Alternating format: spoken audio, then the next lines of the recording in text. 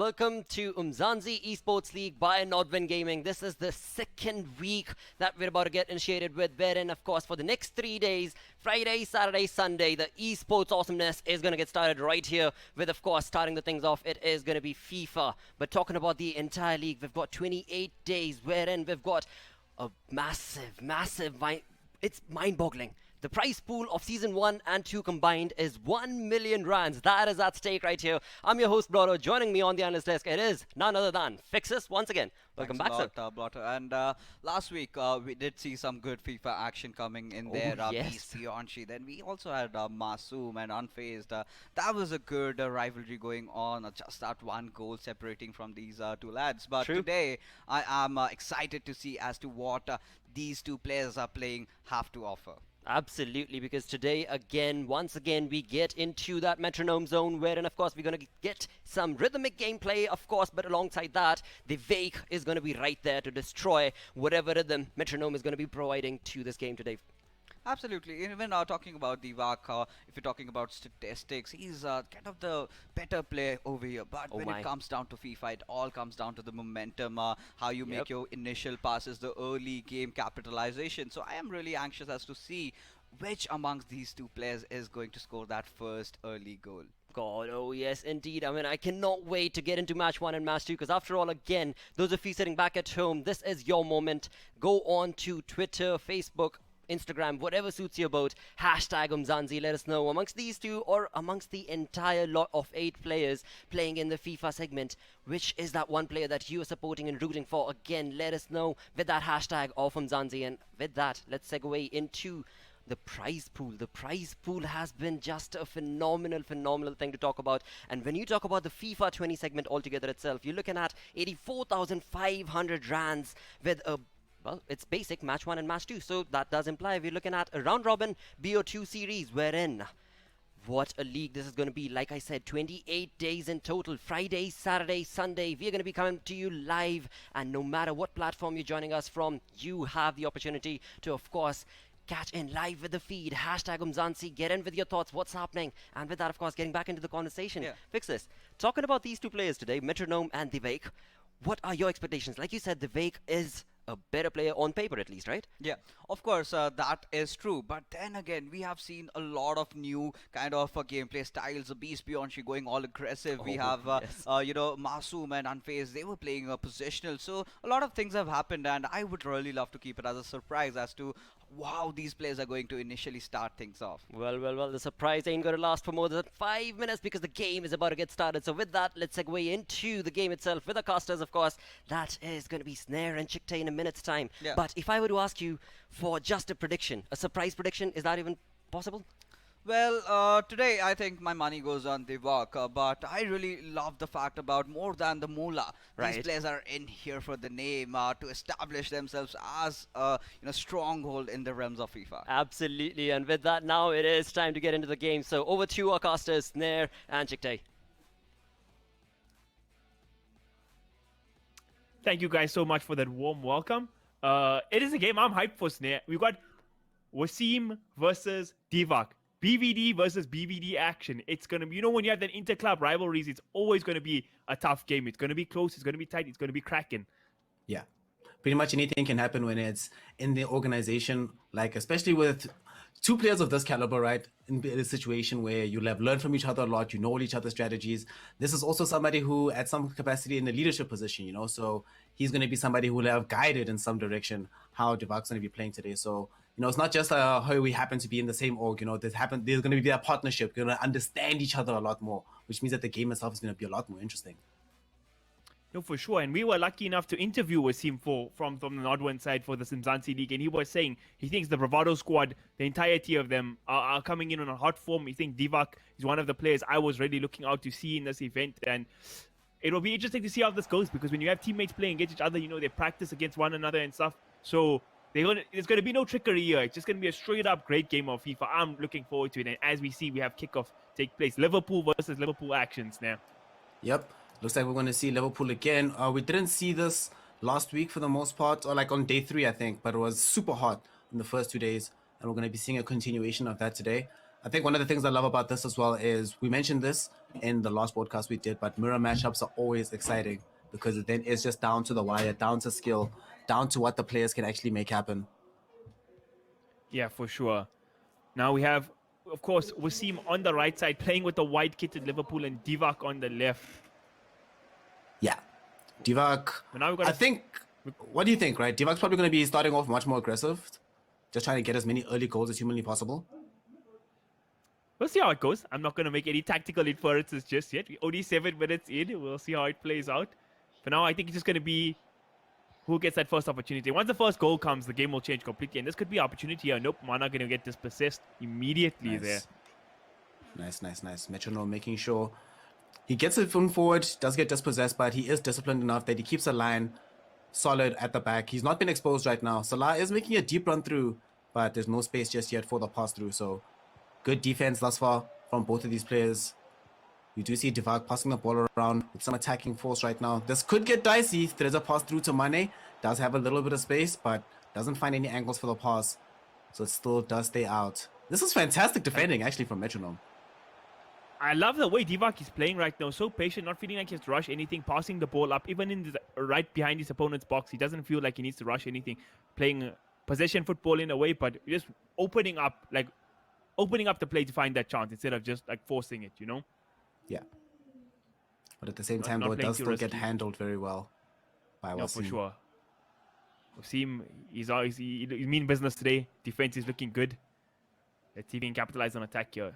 Going on the wing here from Salah. Treads the through pass to Mane, but Mane in a difficult position. No teammates around him right now. And there we go. Oh, actually, okay, defensive error. Wasim has the chance to crack open this game. Can he finish? Yes, he's going to try. No, the clearance off the line. My goodness. That was so scary. And now the counter attack could be yours, ne? Oh, there was a chance for a through ball to Mane, but didn't get it. Now Salah on the wing here, running with great pace, good control. There's 3 people in the box, but no, Deevak almost gets this possessed. He still has the possession, sending it from Ronaldo to Firmino. Now Mane in the box. Is it going to be the counter attack? No. Oh, yes, no. 1 second away. Camille, that was almost a goal at the very last second. If Allison didn't rush off the line there, that would 100% have gone in. Wow, that's end-to-end stuff. Like, we had 2 potential goal opportunities for both players, but I really think Wasim should have done better with that. He had such a golden opportunity. He dribbled like 3 players. He capitalized off the defensive error, but the shot in the end wasn't good enough. But what a great start to this game. 26 minutes in. It's been action-packed so fast, man. Nah. One of the things I'm really looking forward to, though, is to see how these players adapt once the first goal does go in. We've already seen them, like, switching up the play. You see, like, Wasim right now. He's not using the thread through pass as much. He's trying to take patient dribbles through, and it's actually succeeding for him. Ronaldo is inside the box, does get saved by Allison. Cracker of a shot. Doesn't end up going in right now, though. Beautiful gameplay from both these players. I think these Bravado guys are playing very differently from the other games we've seen where Moby was playing the other teammate and the Orlando Pirates boys, where it was a very high-paced game where they were always looking for that last final through pass. These guys are willing to pass in the midfield to make these opportunities happen. Yeah. We see a force out of another set piece, corner kick once more. This might be the opportunity that Wasim needs. Some players in the box, some dangerous ones. Virgil van Dijk right in the middle. We'll see how the cross does come through. It's just going to be a short pass, though, to Salah. He's going to try to dribble himself into a better position. The question is, will he have the opportunity? Fabinho back with the ball.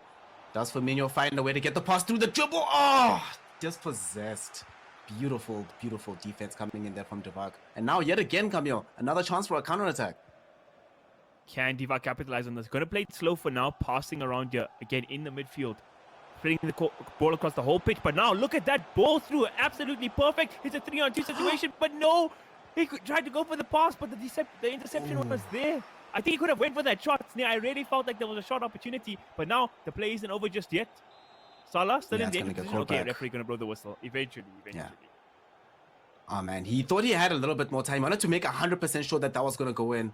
You know, sometimes you don't want to be 95% certain, but unfortunately, you have to take the chance as soon as it becomes available. Waits half a second too long, and it does. The window closes. Now he has to play himself back into the same position again. This time, though, he's trying to abuse the wings a little bit more. Has Alexander-Arnold running in on the right flank. And look at how he switches this up. Going in on a deep wing run to back in the middle of the pitch. Gets the pass through to Firmino. What a goal. Oh, my goodness. In the blink of an eye, suddenly 1-0 up, and Deevak has opened up the score sheet for us.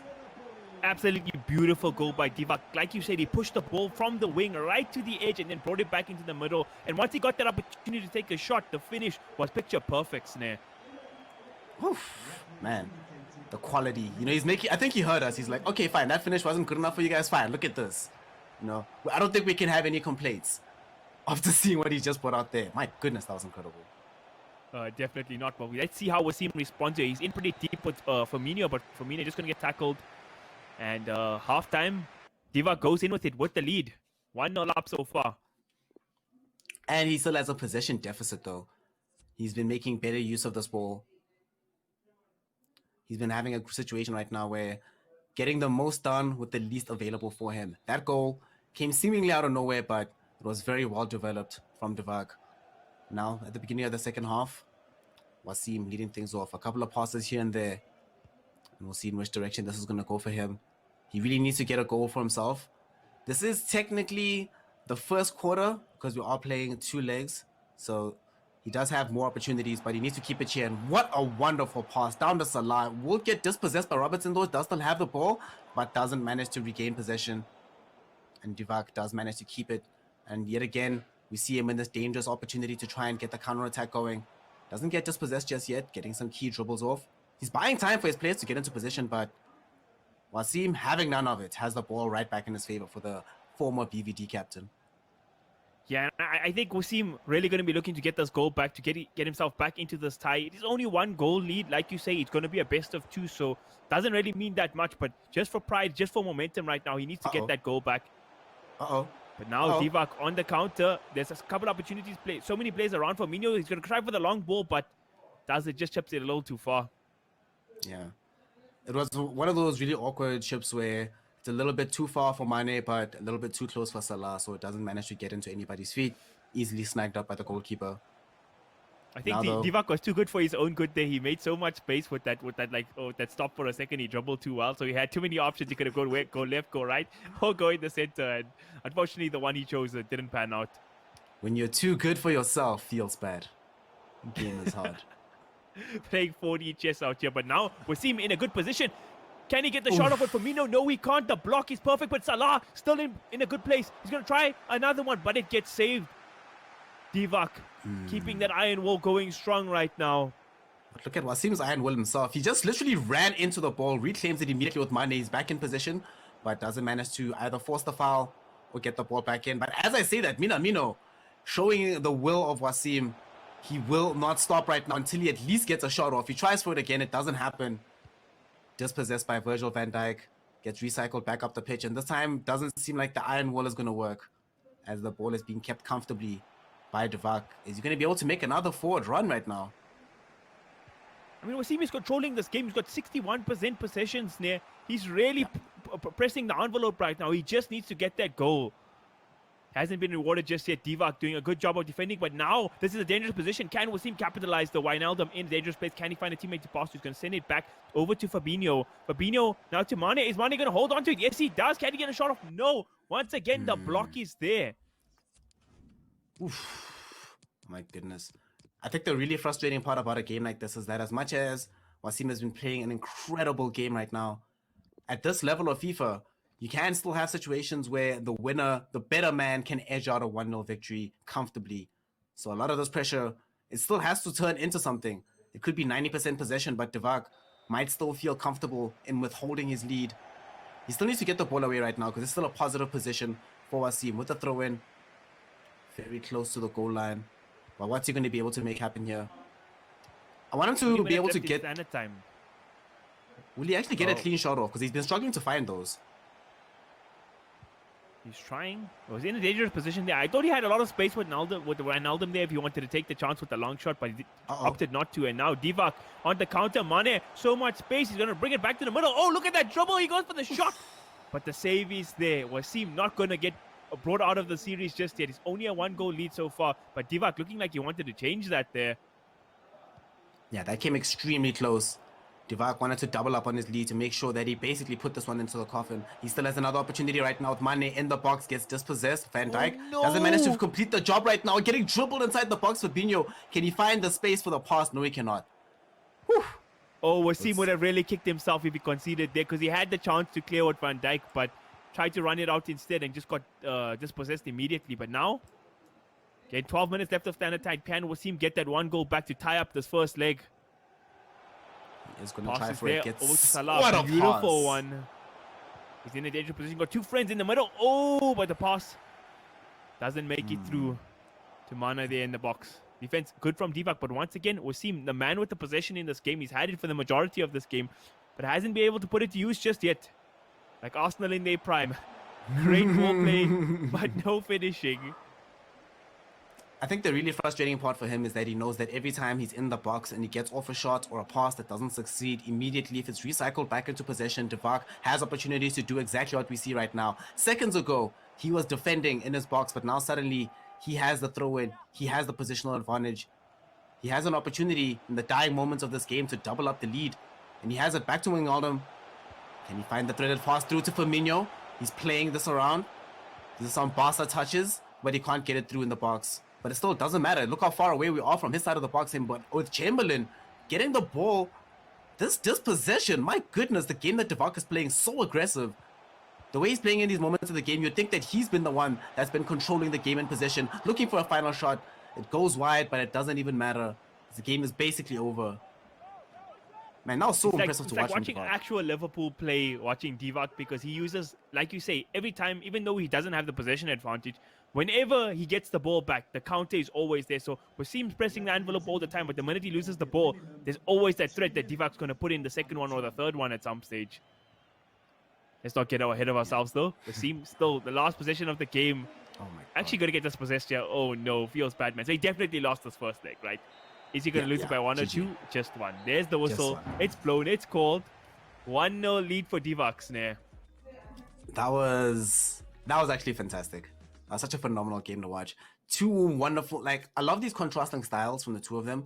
You know, Wasim with the super high tempo, maximum amount of pressure, making sure that he keeps pressing the ball into you. Whilst Deevak, although he's playing aggressively, he plays aggressively with purpose. Every time he's touching the ball, he's with the intent of trying to get into the box and get a goal as soon as possible. It was really wonderful.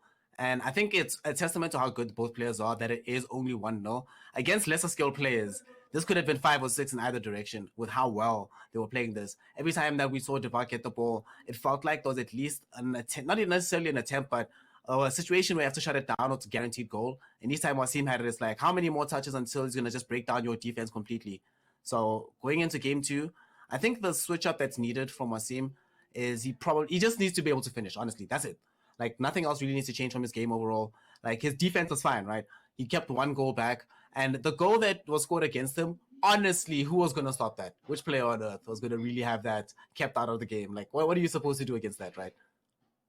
No, for sure. The finish there from Deevak was absolutely perfect. He split the play amazingly there. And I have to agree with echo your sentiment there, where I think this has been my favorite game I've watched of the UMZANSI League on the FIFA side so far, because it's so competitive.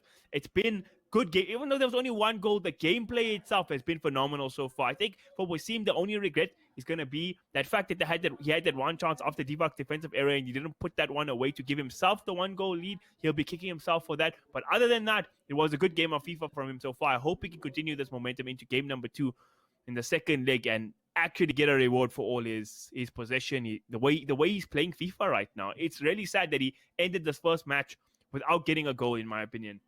Yeah, it's kind of what we discussed with him, interestingly enough, at the beginning of the league, that sometimes at this level of play, you can make no mistakes and lose anyway. And that's what's really frustrating. Like, what are you supposed to do in these kind of situations? And now I want to see him like try force some mistakes out of Deevak. You know, you're in a situation where you're 1-0 down. I mean, sure, it sucks in terms of goal difference to go down 2 or 3, but he's good enough that that's probably not going to happen. So, you know, just go for it. You've got nothing to lose. The only thing that's out there is victory. It's either a draw or a win, right? You've already lost, basically. So you just go for it. Play like actual Liverpool, if it's going to be Liverpool. And it is indeed still going to be remaining with the mirror matchup. This time around, though, there is going to be a young costume switch. But it doesn't matter. And look how much he's playing up with the ball right now and how high up his defensive line is. It might cost him, though. Mane reclaiming the ball already with Firmino. But I don't think this is going to work. But it looks like we actually are going to see a different game from Wasim, because That, I don't think he would have done that in the first game. But now he knows that he needs to make maximum use of the squad to win this out. But with Salah in the boxes, you're going to get punished for these movements. Not just yet. Not just yet. We'll see how it works out for him. I don't think he, in my opinion, I don't think he needed to make any too dramatic changes. He was only 1 goal behind. It was a very close game. It wasn't a case of where he really should be kicking himself. He just go back and just play FIFA once again. But the new tactic, he might have figured something out in this last game, and maybe he has a new plan to implement. But for now, this first leg, sorry, the second leg's been quiet so far. No goals just yet. I mean, it's only been 9 minutes. But it's still end-to-end stuff. Deevak now in a dangerous position. Mohamed Salah in the box. Going to send a lovely pass through to Firmino in the middle. But there's a lot of players around him. There's no shot opportunities for Deevak, but he still has the possession here, Snare. Can he find a shot opportunity? He's playing it quite slow. He's got the lead here, but again, it's only 1 goal. He's not going to bank on it. And oh! Mane had a lot of space. I'm surprised he didn't try for the shot there. Yeah, this is actually this is ironically enough, exactly what we were saying about him before he got his first goal in the first leg. That, you know, that was a 95% opportunity that you squandered for a 100% chance, you know. Let the good be... The perfect be the enemy of the good. But we'll see if the same result's going to happen. What a block, but we still see an opportunity for a shot right now. Wasim can't seem to get it into the box, though. And it does get passed Almost out. an own goal. That would have been tragic. That would have been so devastated. That's... yeah. I kind of wish it would have happened, you know, just to see how the game would have changed after that. Snare, top tier Beaver. Even at tragic times now. Deevak got possession once again. I think it looks like Wasim's going to play a similar envelope. Just going to keep on pressing this game. Doesn't want to let Deevak have a free run. But for now, it looks like Deevak's been the player with most of the possession in the first 20 minutes, at least, of the second half. Sorry, the second leg. Yeah, he's making sure to keep the ball. He's running forward aggressively with these interceptions. He's basically keeping Wasim guessing. At every given moment, the ball... not even safe when he's tried passing it in between at short range, his own players. And he keeps getting possessed aggressively like this as well. This is so much pressure coming in. And right now he's in through, doesn't get the opportunity to get the shot off. Beautiful I think tackle. he actually had a little bit more time than he thought, but what a wonderful tackle from Wasim. It is still going to be a corner. Salah wins the corner again. And I think Wasim's starting to read Deevak's back passes a lot better now. I mean, he didn't get to a full-on interception there, but he managed to get a touch to dissuade the first pass back to Fabinho at the start of that play for Deevak. Now it's a dangerous position for this free kick. Can Deevak capitalize on it? Gonna go for this top left corner. Ooh! No chance. That was good no enough. chance. Absolutely perfect free kick. Deevak scores it. I was wondering because the defender was there as well. I was like, is that really going to go in? I couldn't see initially, but he did it there. He did it. 2-goal lead now for the man in blue. Absolutely perfect. Perfect free kick there. Stood no chance there. It is 2-0 up, like you said. Now things starting to get really desperate. Because if Wasim can't find a way to get himself back into this game right now, not only is this going to be a loss here, but it's going to be the second consecutive one for him here in the Umzansi Esports League. Not a great way to be starting off the campaign. So he really needs to find a way to bring his own back here. Yeah, well, it's 2-0, so it does become a bit more of a dangerous situation. He has to try be a bit more aggressive.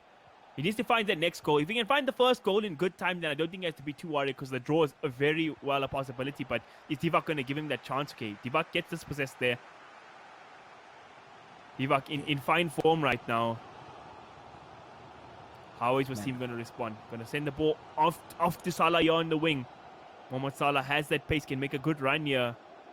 Going to hold it, send the ball to the middle to Firmino. Firmino in a great position. He's going to go for the finesse shot and he gets it. What a beautiful finish in the bottom left corner. Robert Firmino. Wasim giving himself the lifeline here, Snare. It's now 2-1 in aggregate. It's a 1-goal difference only. That's not even the lifeline. That's a man clawing his way back from beyond the grave. What a shot. What a goal. That was incredible. All right, now not only is it a ball game, but that's going to put a little bit of fear into Deevak. So like, yo, you can make these impossible shots, fine, but I can do it too. Let me show you. Wow, that was an incredible way to get things going right now for Wasim. That's going to give him a lot more momentum as well. Like that feeling of exhilaration you get when you score an incredible goal. Let's see if it's going to turn into more positive results for him. He's already playing more aggressively, has won himself yet another throw-in. And this is what I like to see. This is what I like to see. And I love that point you bring up about the momentum because I feel FIFA is such a quick, it's such an intense game that momentum is really important.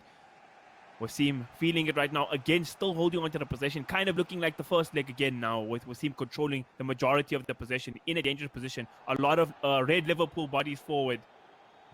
But Deevak's defense. Oh no, he makes another mistake.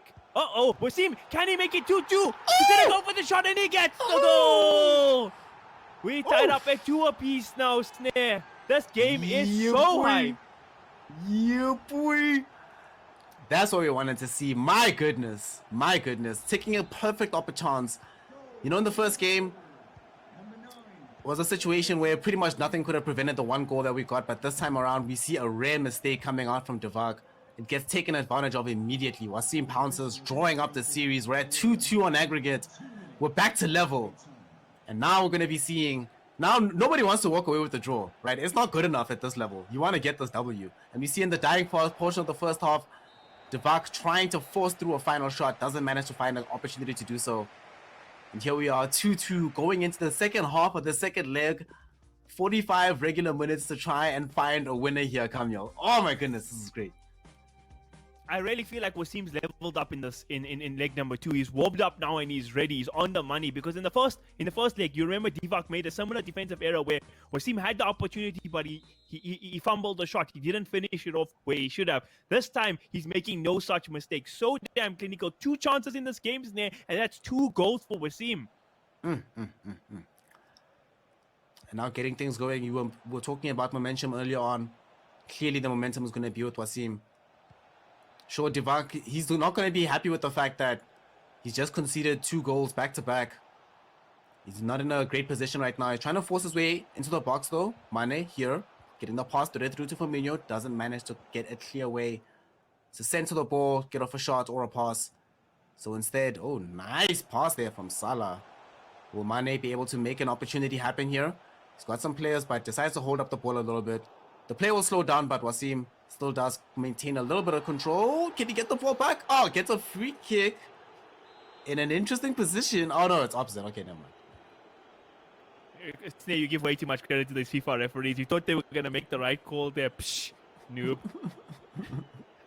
But Wasim once again in possession here, and Deevak making a few too many errors for my liking. I'm curious to see how he responds, though. Maybe he just needs to stabilize the game. I feel like Wasim's playing at a very fast tempo. Deevak needs to control those emotions and get back into this game. It's still 2-2 apiece, so it's not like he lost just yet, but momentum, like we said, completely in Wasim's favor right now. But this is FIFA. That can change in an instant. Yeah, we should remember that Deevak was the one that scored the first overall goal. So he might still be in a position to score the first goal that breaks this new deadlock. Fabinho now with the ball, looking to find a pass to Salah. Gets the shot off. A wonderful save from Alisson. He tried to go and abuse this near post meta, but it seemed that Wasim was ready and had Alisson in position to defend that shot. Excellent keeper movement. There was so much power on that shot. The angle wasn't perfect, though. But Deevak, he's not out of it just yet. Look at this pass through. Is that going to be called offside? It doesn't look like it. Wasim now in a dangerous position. Going to send the ball back to Trent Alexander-Arnold. Back to Mohamed Salah here. Can he get the dribbles through? Oh, he still holds on to the ball. That was an impressive position. And oh, again, still in a dangerous position. But now Deevak gets the tackle through, gets the interception, and now can look for a counter of his own. That was a key dispossession. If he didn't get that off. If he didn't get off that dispossession, he probably would have been staring at another goal. We'll see Deevak playing a bit slowly right now. He doesn't need to force it. Like we said, it's only 2 goals apiece. So 1 goal for either player would be enough to get the lead. But Wasim not going to give him an opportunity this time. Defense looking real good. We see a pause queued. Maybe he's going to look to bring on Oxlade-Chamberlain once again. He paused at 68 minutes last time as well. But now Wasim. So this is definitely going to be the strategy he wants here. Looking for this pause. But he still wants to find an aggressive movement through. Firmino asking for the space. Gets the pass out to Minamino.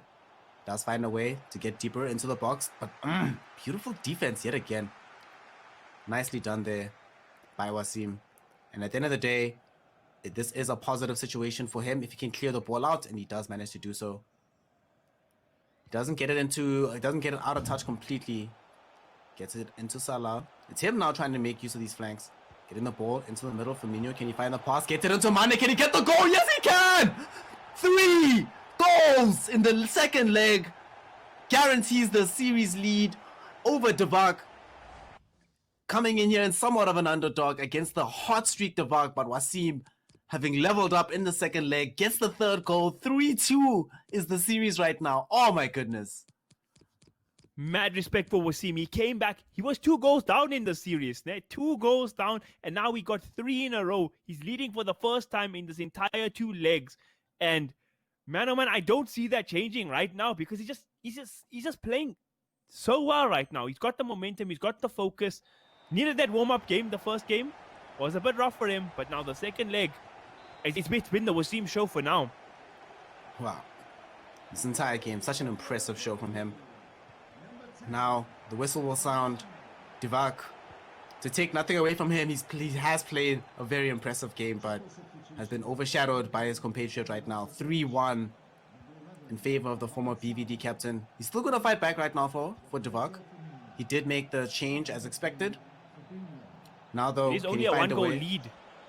It is only 1-goal lead. How's he going to capitalize? Oh, beautiful back pass. Minamino goes for the top corner and he ties it up. He was only losing for half a second. He was like, nah. These casters ain't going to badmark me. I ain't losing just yet. 10 minutes left to go. And what a game we have now had. It's tied up 3 apiece, ladies and gentlemen. Man, oh man, oh man. 3-3 on aggregate. 3-2 in this game alone. Looks like Wasim wasn't the only player that needed that first warm-up game. Deevak as well. Also is like, nah, guys, I'm going to make sure I get more goals out of this. And here we go, back on the offensive. Nobody is going to try and hold up play. Everybody wants the W. Dispossession, it's going to result in a throw-in for Deevak, though. Okay, so he might have the final say in this game, depending on who holds on to this ball. Only 5 more minutes left here, Camille. What's going to happen? What's going to happen? 5 minutes left in standard time. We're about to find out there because Deevak, he's in a dangerous position. Is he going to be able to hold on to the ball? No, it's going to go out, but I think it might be a corner. It is indeed. So this works perfectly for Deevak because it runs the clock as well. But Wasim, is he going to hold on to the ball here? He does indeed. He might have one last chance here. 2 minutes left of standard time. Probably 1 or 2 minutes only of extra time. So he's going to have to make something happen. He's going to have to make it happen right now. He sends it to the right guy though, Mohamed Salah. Where's he going to go? Going to send it to Mane here in the middle. We're about to end standard time, and what a ball. Can Firmino control it? Yes, he can. His man against the wall. He's got the space. Can he finish? He's going to turn the keeper. But there's the defense. So good from Deevak. Oh, it's a goal kick. Oh my god, the game's actually going to end right now. Oh, what did I just see? Oh man, it was the perfect opportunity, but credit to Deevak. He defended that. He moved his player where his keeper messed up, and I think this is a fair result, Sneh. I genuinely do. 3-3, both these guys played exceptional. Wow. In my books, nobody wants to get the draw, but it is a fair result. You know, it might be a draw between the two of them. Neither of them wanted to walk away with the draw. But you know who the winners are? Everybody else who got to be a part of this, who got to see this. Oh my goodness. Honestly, I really thought that at the end there, it was going to be a goal that went back. But like you mentioned, it would have been a bit unfair. Like, if you're Deevak, you would have hated to go out exactly like that. So I'm glad it ended like this. It couldn't have ended any other way. What a game. That was incredible. What a game. What an entire series. I mean, the first game was a bit slow, you know, but the second half, the second leg, absolutely phenomenal. Wow, what a game. Now that, Fixes, is a FIFA game. A knock game. Dude, incredible synergy coming in from both the teams. An incredible performance indeed. I'm stupefied. I'm flabbergasted by the way these two players played it out. Deevak and Metronome, nothing really keeping them apart. Completely an even Steven game. Definitely, yes. Deevak was the first initial scorer, but the way Metronome did step up in the second leg, that was phenomenal. Exactly. I mean, that's what we were talking about before the game started as well. I mean, at least I had me hopes real high when it comes to Metronome, because again, the name itself implied to me being a musician that I am looking forward to that rhythmic, systematic gameplay, and that's exactly what he brought to the table today against Deevak. Even though when you talk about Deevak and the way he was playing, he actually was pretty much in control of the game. Yes, he definitely was, but in the first leg. But right. During the second leg, it was Metronome who took the possession of the ball. We did see rhythmic passing, like you mentioned earlier, amongst both the players. Everything was executed to perfection. The defense was on point. We did see a set-piece goal as well. Exactly. So we got to see everything that you could throw in a game of FIFA right now. That was lovely. Absolutely wonderful. I mean, that is how you're supposed to start the day off. I mean, that's how a weekend is supposed supposed to start off itself. Certainly hope you guys enjoyed. With that, we do reach the end of our FIFA 20 segment. Stick around as we go on a very short break, because coming right up, it is PUBG Mobile.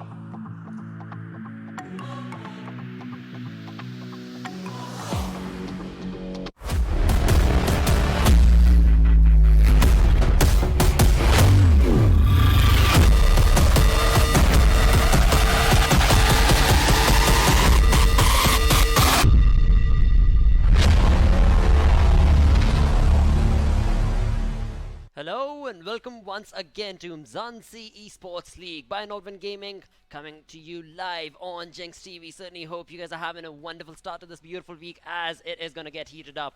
We have Friday, Saturday, Sunday, all 3 days for the next 25 days, for the next month pretty much. We're coming to you live, so bookmark this time. Get a reminder set, because this is the way to spend your weekend, of course. And right now, what's going to get started is, of course, PUBG Mobile segment. I'm your host, Bloro. Joining me on the analyst desk, it is none other than Pain Fixes.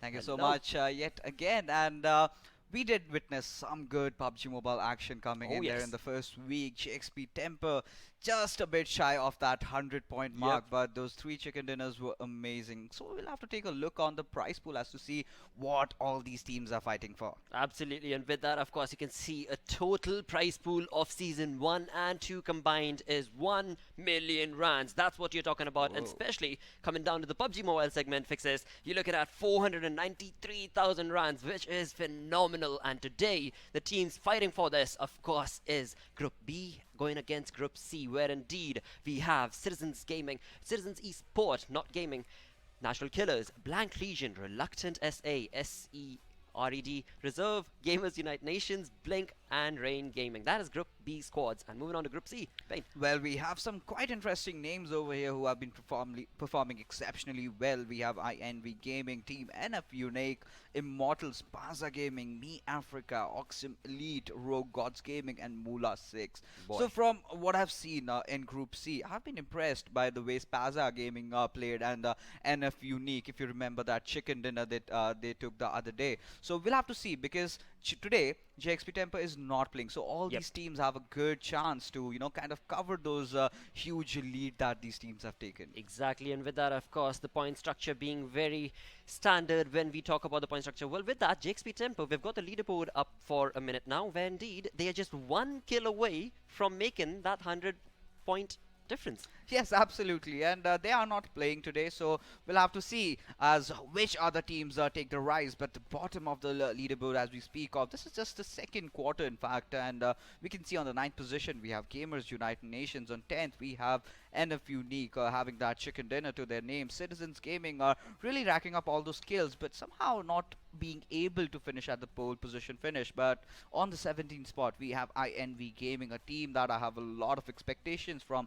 so as to see how this team is going to perform today. Absolutely, and with that, of course, in the end, we also saw on that page that was Rogue. Well, indeed, moving on, we've got the final page where we've got Reluctant SA and all the other teams. Now, again, this is interesting. We have finally moved back to the previous page, 23 number. You look at Rogue Gods Gaming. Now, that is one team that I do have high hopes from, because up until now, they've had a decent run of events, and for the group itself, they've been doing pretty well. So along with that, another team to actually talk about would probably be National Killers. Day number 1, we saw National Killers perform wonderfully well, just shy of that JXP temperament. But indeed, they were the natural born killers in that game as well, on that day particularly. So today, let's hope. Absolutely, you have to keep that you know, tempo going. You have to keep the momentum rolling. You have to take your fights very wisely, and I'm excited to see as to how these players are going to approach. Is it from the central area, or they're going to play edge to edge? Boy, oh boy, and with that, of course, it's time for that red circle to kick in, and with that, of course, it is time to get this game started. Over to match number 1 with our casters, Patchy and DK. What's up, guys? Welcome back. Thank you so much to Blotter and Fixes there. And of course, yeah, we're getting ready for the match here for today. We've got the groups there from B and C, as they mentioned. So it's going to be a definite interesting match to see, you know, how these teams are going to perform, where they're going to place, and, you know, what is going to happen. Because it is interesting also to note that the top performing teams that we have from, you know, last weekend, we don't have them in this lobby at the moment. So it's definitely going to make for an interesting mix-up, seeing where these people are going to move in. So, yeah, Patchy, I think there's a lot to look forward to in this match. Yeah, absolutely. I mean, I'm really keen to see what goes on. You know, we've got some big names all across the board. We've seen them do some big things before. And of course, I have no doubt that we're going to be seeing them do exactly the same thing, giving us a great show. Like you guys saw on the screen there, lots of big prizes to fight for. So all these teams will be super pumped to get into it. So I cannot wait to see what they bring to the table this weekend. Yeah, definitely think it's I think we're in for quite a weekend. So it's going to be interesting to see where these teams are going to place up, where they're going to get to, and hopefully they start mixing up the play from what we've seen in the previous week. So we've seen all 4 groups already playing last weekend.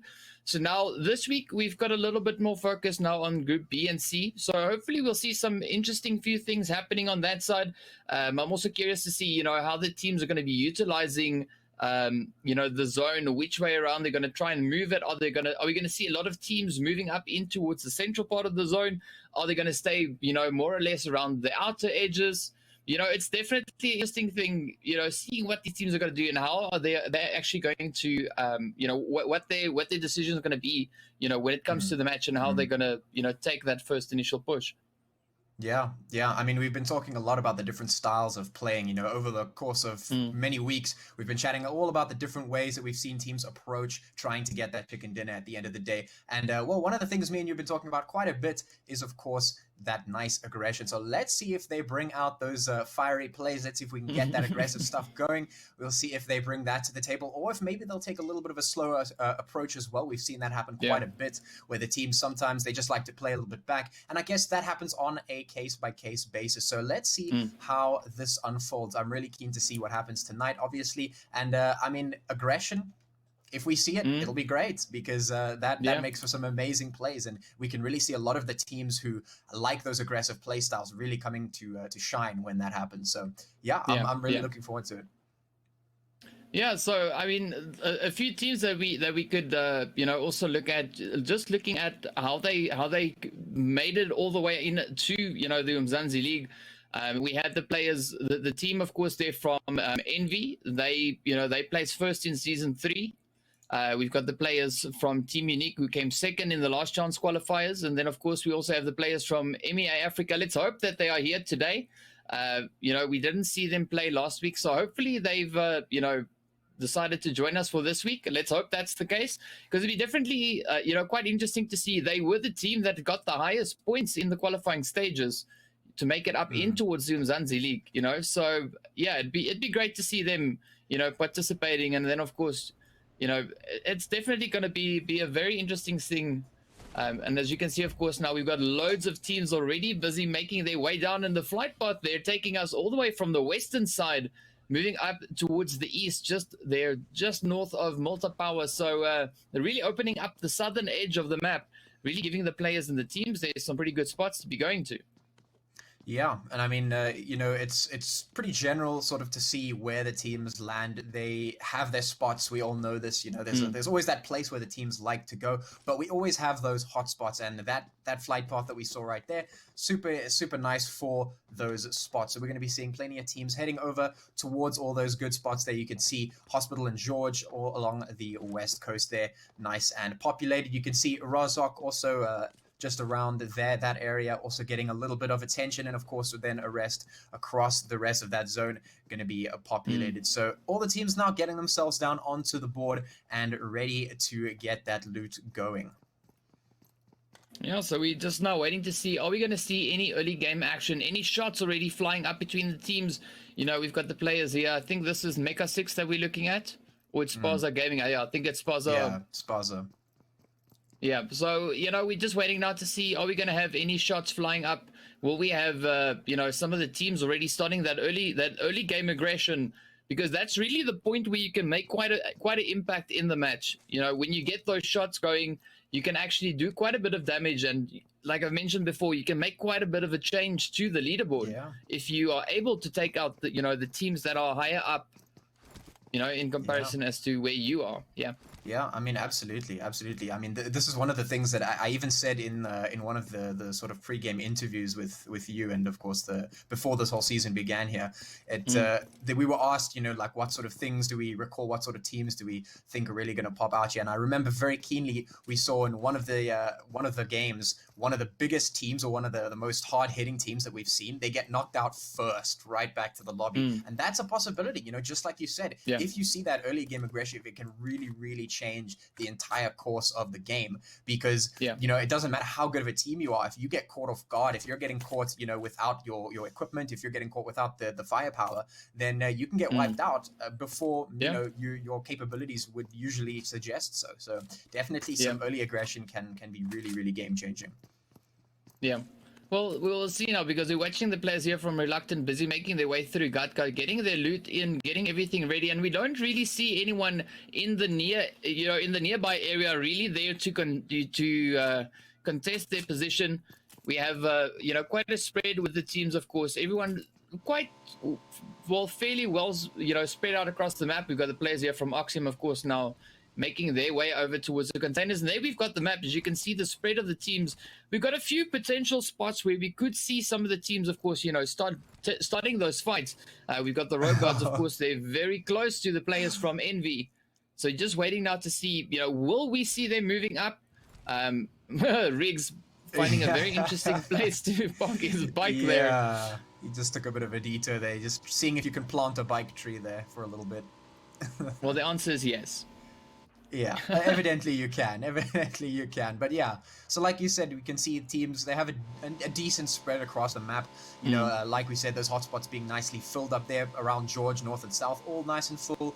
You can see the rest of the team spread out pretty evenly. So what we're really waiting for here is that zone, of course, to come in and start pushing these teams closer together and start deciding where the teams move. Because obviously, you know, we've been talking about the early aggression, but if you manage to play that early game safe, you don't get any of that early aggression, you don't find anyone like that, then the real decider becomes when that zone drops. Because as soon as that zone starts dropping, you can kind of, you know, get a feeling for where things are going to start taking place, and you can start making decisions about where to move and what to do. And that's when, you know, the real crucial decision making starts happening.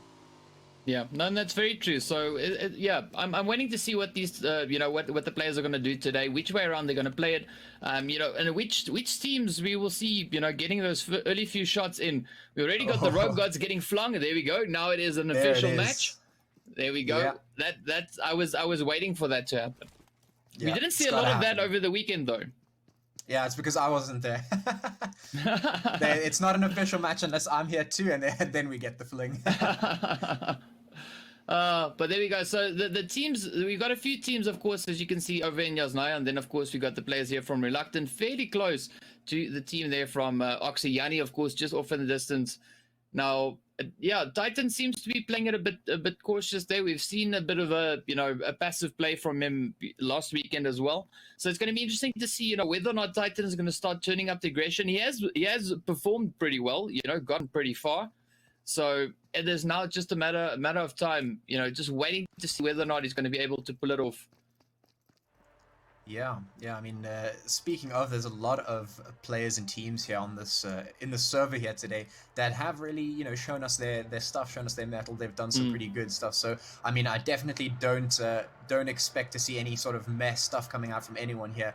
They definitely have a lot of stuff to offer for us. A lot of good game play and pretty much some spicy things, as I like to say, to offer us. So I'm sure we'll be seeing some of that spicy stuff happening as we move forward. But of course, now that we've seen a little bit of a passive early start, a little bit of a spicy thing happening there. But we're just waiting for that zone to come in and for the teams to start getting a little bit close, getting a little bit uncomfortable, starting to make each other sweat before things really happen. Because, we keep talking about, why do we keep saying, aggression is so important? It's because, when you're thinking about the long-term gameplay, what you do in the beginning, what you do in the early stages can really, really define what happens in the late stages. And we were talking about that a little bit earlier, but it really, really does, make a difference. And if you can knock out even one team in the beginning, like you have put yourself in such a good position, because not only now are there less people to fight in that final zone, but also you've got yourself, 4 or 5 points up, so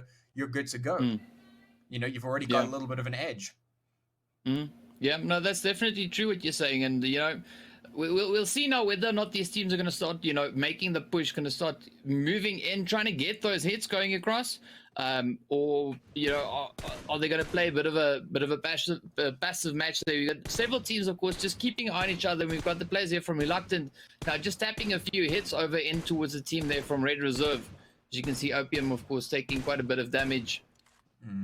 There we go. Nice. Really going to do that one. So, yeah, nice open up for for potential, early stuff going on here. We might see a little bit more of that, hopefully, going forward.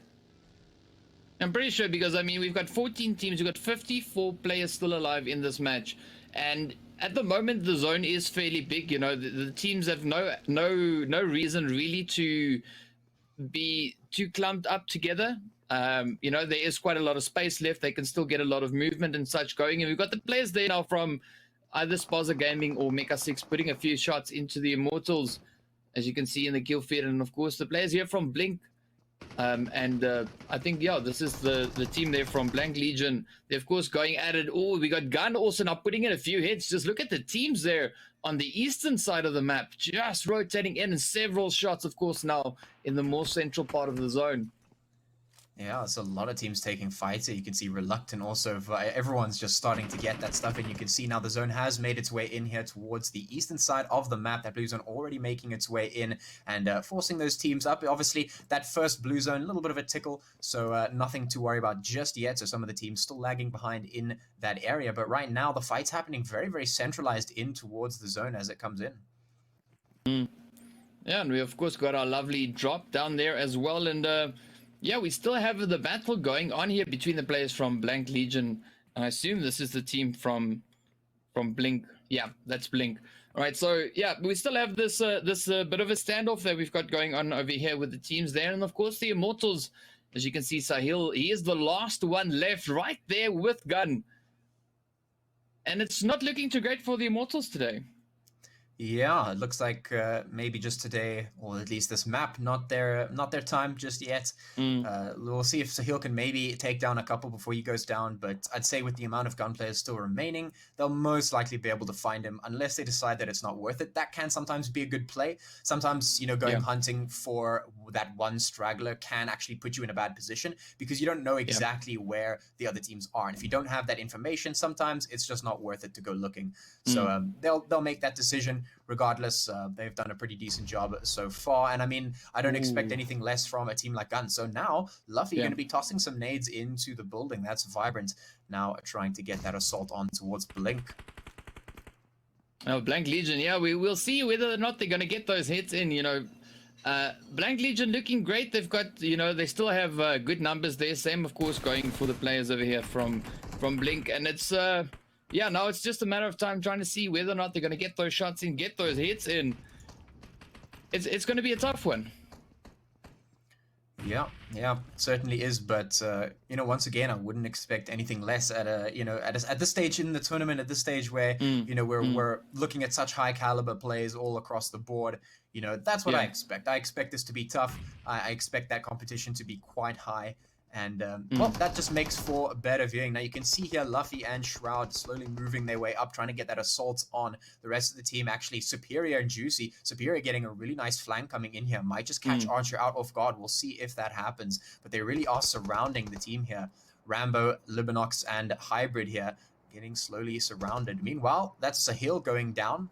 Gun do manage to find him at the end of the day, so he's gone down and out back to the lobby. 49 players, 13 teams left, and Hybrid now in a bad spot as well, the rest of the team now moving up on him. Yeah, it's definitely gonna get quite hot, and down goes Hybrid. Beautiful grin there from Juicy, coming right in, putting it right in his face. No time for any second thoughts, just straight hits. I mean, up comes the remainder of the team now trying to push up. Beautiful defense from Rambo, just putting those hits in. Let's see, will they be able to fend them off, get those hits in? Who's going to get the clutch? Will it be the players from Blink or will it be the Blank Legion? Ooh. Wow. Man. What a push, what a push. And then of course Blank Legion being taking out the players there from Blink. So what a beautiful push they had there. And Gun of course now going at it once again, putting some more hits into more players. As you can see, we've got a lot of action now in the zone as it's decided to move up once again. Not a bad shift for the zone. Yeah, pretty centralized positioning there. Yeah. Yeah. So just going back to that fight, they're really nice, stuff from both sides. I mean, both of those teams, they're Blank Legion and Blink, showing us a really great set of both attack and defense. So really good stuff across the board. But of course, well played to Blank Legion for winning that one out. Now we're gonna go straight back into the action. Reluctant putting the hits in. Wow. And everything is now riding on Kratos. He's the last one left there for the Rogue Gods. It's going to be a fairly tough game for him. There is still 11 other teams and 41 other players to go up against, and that's definitely some fairly difficult odds. Yeah, no, it certainly is. Some nice shots going forward here, but the team's quite clustered, of course, moving in towards that zone. Because it's so centralized, it means that teams will most likely find themselves in a spot where they're already in or around the zone. So instead of lots and lots of rotations and shifting, we'll mostly see the teams just slowly, trying to feel out for where the rest of the teams are and take them out as they make their way in closer towards the zone. You can see a lot of the teams down towards the southern western portion of the zone, but most of them are already inside, which means they're most likely just going to be staying put. A lot of teams don't really like to move once they're inside the zone, but some teams like to centralize themselves. Yeah. Wow. Man, what a fight this is. Oh. Wow. Well, some beautiful shooting there by Gun. And of course, now the players there from Spaza Gaming, was that Mula 6? One of the two. Yeah, they're left with their last two, only Ash and Poison, and Gun really going at it today, putting some great work into this match. They want to get those points, they want to move up the leaderboard, and you can see that in the gameplay. It's really reflecting in their actions today, and it's absolutely fantastic to watch. And of course, we got the players there from Reluctant just up ahead of the team there from Spaza Gaming. So it's going to be interesting to see, whether or not Spaza Gaming is going to move up. They're only currently sitting on 1 kill. They also are hungry for hits. They want those shots. They want those thirsts. So it's going to be interesting to see whether or not they're going to get it. Yeah, absolutely. And I mean, just going back to what you said about Gun, I think they were the team that I actually highlighted in the pre-season interview there for one of the teams that I was definitely keeping my eye on. And that is the reason why, they've definitely showed us that they are a hungry team, but they also have the ability to back it up. We see them looking for those kills. We see them looking for those situations where they can come out on top, and they really, really do well and thrive in those situations. So definitely keeping my eye on that. Right now, you can see here Smitty Maestro and a Titan just moseying around at the moment, waiting to see if they will come into contact with anyone. And there is the contact. Some shots going forward. Now Chris getting taken out. Wow. Now that was great. I mean, the reflexes there. Chris trying to rotate up in the vehicle, getting taken out by Gun before he can even, make a lot of cover any ground really. Just got those shots flying in, and now we've got the players here from Oxium moving right up over towards the Rogue Gods. Things are looking quite tough though. Look at the natural killers. Shots.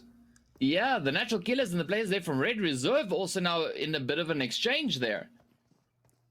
Yeah, things are going to get tighter and tighter as we go forward. Looks like Natural Killer's putting in the work, as you can see that zone getting smaller and smaller, is putting the pressure on, making sure those teams get to fighting, and fighting is exactly what is going on right now. You can see here Grobi's just trying to hunker down here behind this hill, making sure that he could stay alive as long as possible, trying to take down Kratos here, who's putting on the pressure. Oxium just holding here behind the hills. Grobi's now going to retreat, and Kratos will live to fight another day, as it were. In the meantime, some more shots. Yeah, we've got the players there from Spaza Gaming now rolling up to the party right on top of Oxium. Now let's see, will Spaza Gaming be able to get those shots in? Will Oxy be able to keep them off? Riggs, of course, now taking quite a bit of damage there from Staples. So Staples really putting that UMP to some great use there. Grobby's now, of course, returning the favor, putting the knock in, and we can, of course, now see Berserk and Deity both now just rotating up in towards zone, deciding it's not worth the fight, it's not worth it to sit and wait. And Kratos just waiting now for the opportunity to pounce on the players there from Oxium. Yeah, and this could be a pretty good spot to be in here for Kratos. Might just be able to do a bit of damage. Every time we see a single player who is left alive for the team, you know, you always ask the question, can they do what is necessary? Sometimes we see the single lone player not do very much. They get taken out and that's that. But sometimes we see them survive really, really long, being able to sort of just wingle-wangle their way in towards that final zone and get, you know, into a bit of a sneaky spot and start putting the hits in. And oftentimes we can see them in the top 5, sometimes the top 3 even, if they make it that far. So we'll see if that is the case here. Otherwise, continued fighting for the natural killers. Yeah, the natural killers once again stepping up to the plate exactly as they did last weekend, just putting in shots after shots. Really aggressive gameplay that we're seeing there from them, and which is absolutely fantastic. And yeah, it might be a bit of a tough one for the players there from Rain. Yeah, it could certainly be. We have Sella and Vile left alive for the natural killers, and they're not backing down from the challenge. Despite the fact that they are 2 players, they are facing full on against all the other teams surrounding them, trying to get all of those hits in and get those points, which is of course very, very crucial, but some shots not coming in to hit Sella. Wow, some beautiful shooting happening once again in this match, and the players there from Rain Gaming just taking hit after hit, but the natural killers not giving up just yet. They are down to only 2 players. Sela, of course, getting knocked out. Vile still up and at it, still able to put in some hits. And, of course, quickly trying to get the res in there on Sela. So let's see now, will they use their advantage, you know, their position to their advantage? Because they have the tree there, they have the vehicle as well that could, you know, be some potential hard cover for them. And we also have a slight bit of a rock, but I don't think they're in zone. So it's going to be a bit of a tough decision for them there to make. Yeah, and they're going to have to make that decision pretty soon, as that blue zone is getting more and more close in towards the team. Some shots now coming through, trying to hit one another. There's a lot of teams that sort of cluster together in about 3 spots, I think. They're towards the east, some towards the west, a little bit to the south. So lots of teams now just trying to make their way up into the zone in the best way possible. And oftentimes you have to make the decision, do we keep the fight going or do we get into zone? And we're going to see the numbers start dropping pretty fast once the zone starts moving in and really forcing those players to take the fights, because they have no other choice. The zone also, there's not a lot of space left. The circle is about, what, 300 meters across. So, you know, there's really not a lot of space left. And Gun taking quite a few hits in the process here now. Yeah, they are looking under serious threat, but they are going to be managing to revive some teammates here. They're still under some serious fire here. You can see Reluctant putting on the pressure here, but Gun tossing the nades back, getting the Grens, trying to make something happen. Let's see who comes out on top of this one. Gun, they want to cling on to absolutely everything they can. Reluctant are the ones who are going to need to take them out. Smitty going to be putting the first few hits in. And it's going to be a tough one, because I mean the shots now starting to fly across, and we also now starting to see a few of the teams that have been pretty quiet throughout the match, you know, now stepping up to the plate and, you know, putting those shots in. We got Gun, of course, now left with Broly and Riz, and we got Maestro and Titan moving in on their position. Will they get it? Oh. This is a definite tight spot to be in, but you can see Reluctant and Gun, they're both such incredibly versatile teams, such incredibly powerful teams, that they have managed to keep themselves in this for so long. You can see them crawling around here just recuperating because they both have so much, you know, battle-tested skill, I guess you could say, that they just haven't given up just yet, and none of them refuses to die, but someone has to come out on top at the end. There can only be one victor out of these 2 teams here, and at the end of the day, only one team getting that chicken dinner, and you have to fight as hard as you can to get it. So here we go, some shots now going through once again. Oh, Broly really trying to get those hits in. And yeah, he successfully does it. Well freaking done to Gun. We are now down to 6 teams, and man, this is one pretty tough circle. Wow. Yeah, beautiful absolutely. Shooting there by Gun. Yeah, and Great some good work. shooting there from Boyka as well.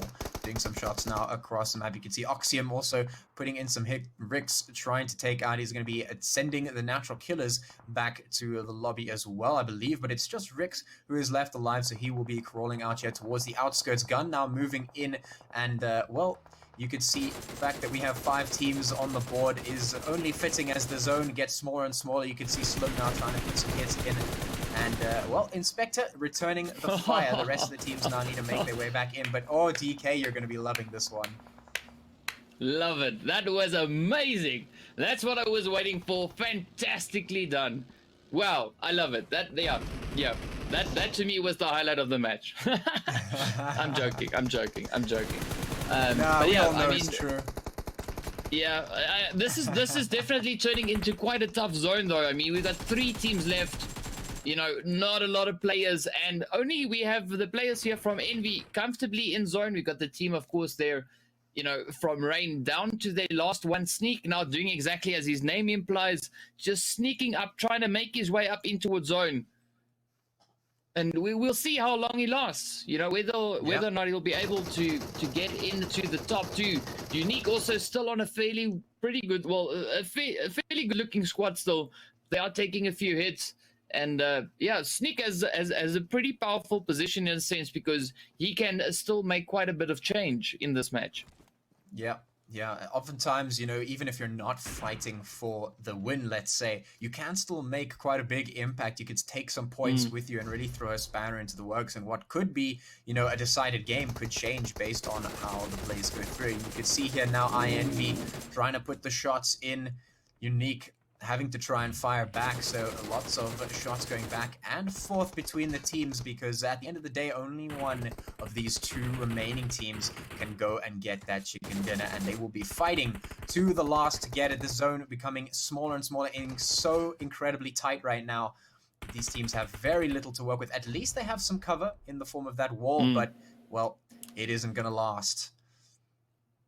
Yeah, well, some crazy plays there, and of course, well done to the players there from Envy, finishing off with a pretty good, you know, kill count there right at the end. Really good play, and what really helped in their favor was their positioning. They're managing to get into that compound, staying behind that wall, and really, you know, and just picking off the players as they move about, you know, putting in hit after hit, and at the end of the day, they got them all the way up into the chicken dinner. Yeah, absolutely. And, you know, we saw some great fighting all across the board, pretty much from beginning to end. One of the greatest fights, I think, there across the whole match, that fight between Gun and Reluctant. So really great stuff.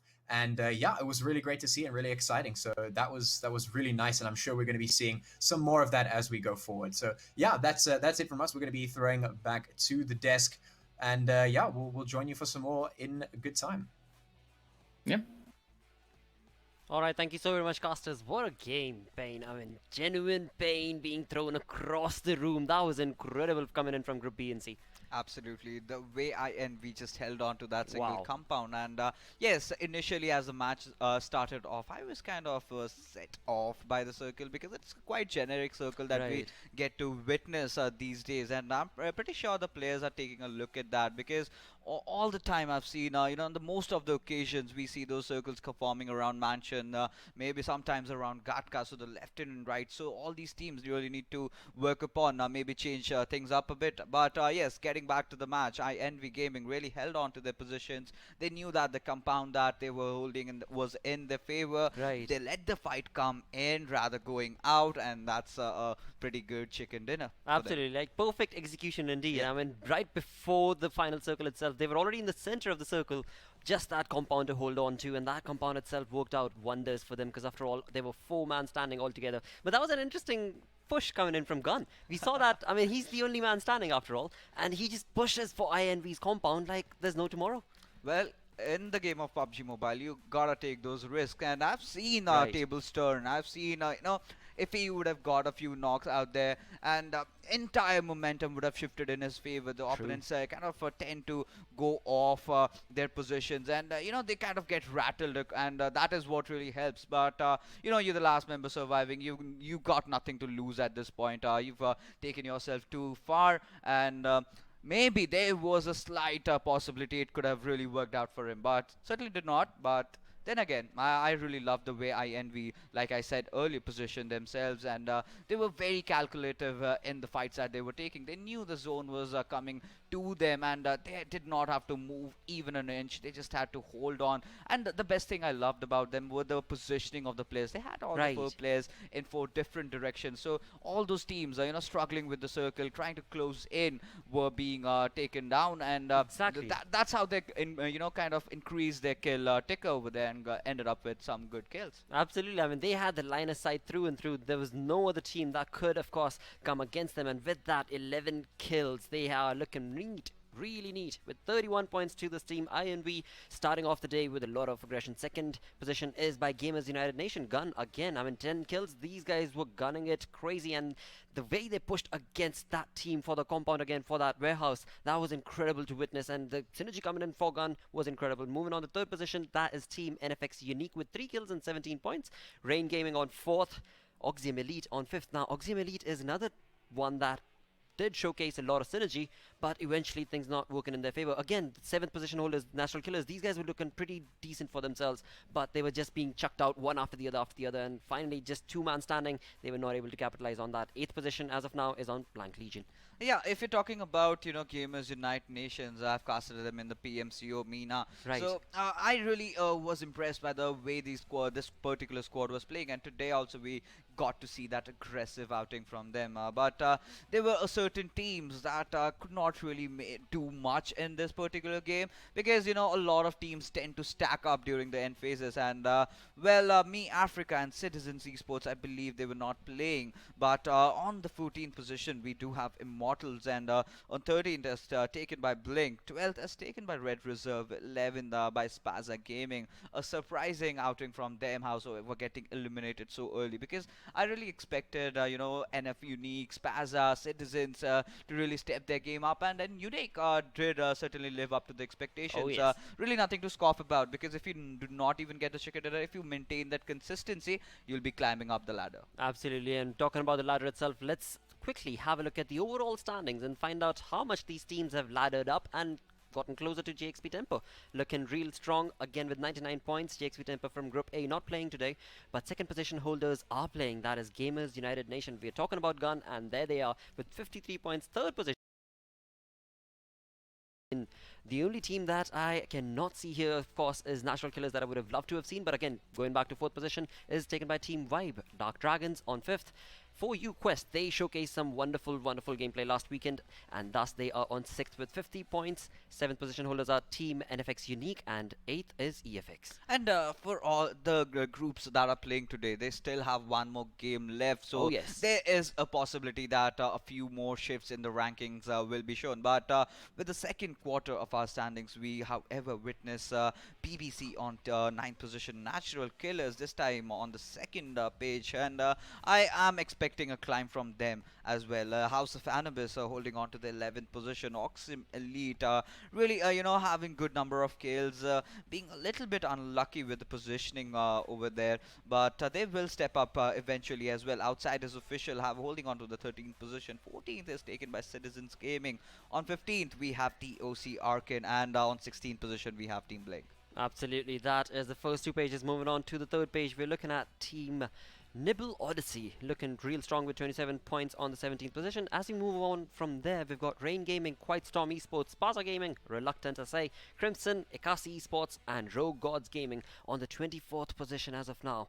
That is the third final table leaderboard. Not looking too strong for these teams, but once again, as Fix has just pointed out, that there is another game for a few of these teams to participate in, and from that, of course, we shall have a better understanding of where these teams end up being on second week. This is looking real neat once again. Yes, it is, but I want all these other teams to step up as well. True. The ones who are in the bottom quarter. So these teams really need to, improvise on how they are approaching towards the game, because PUBG Mobile, since the initial days of casting, I've seen the meta evolve, and every single Right. game might look similar, but is different in various ways. You have the zone. You do not know where the zone is going to end. Exactly. You do not know know which opponent is waiting during your rotation. So a lot of factor comes in, and you have to adapt, and that's how it is going to be. Absolutely. Now we look forward to these teams adapting themselves, of course, as we move on to match number 2. But before we go on into match number 2, we're going to go on a very, very short break. Stick around. We'll be right back.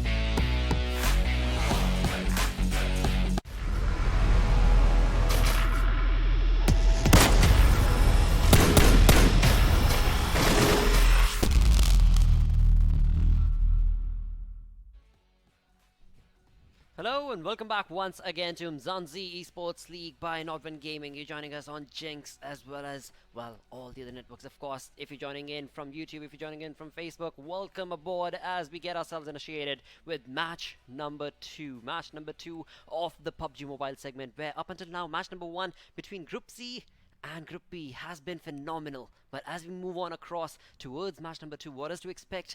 Oh well, let's get a conversation started with our analyst joining me. It is none other than Pain Fixes once again. Thank you so much again, and I'm really excited to see as to which new teams are gonna step up in this particular game, because we've seen this in the past, and also we've witnessed a couple of times you just cannot remain as the winner. Nope. Obviously, not until you're kind of a zone god or something.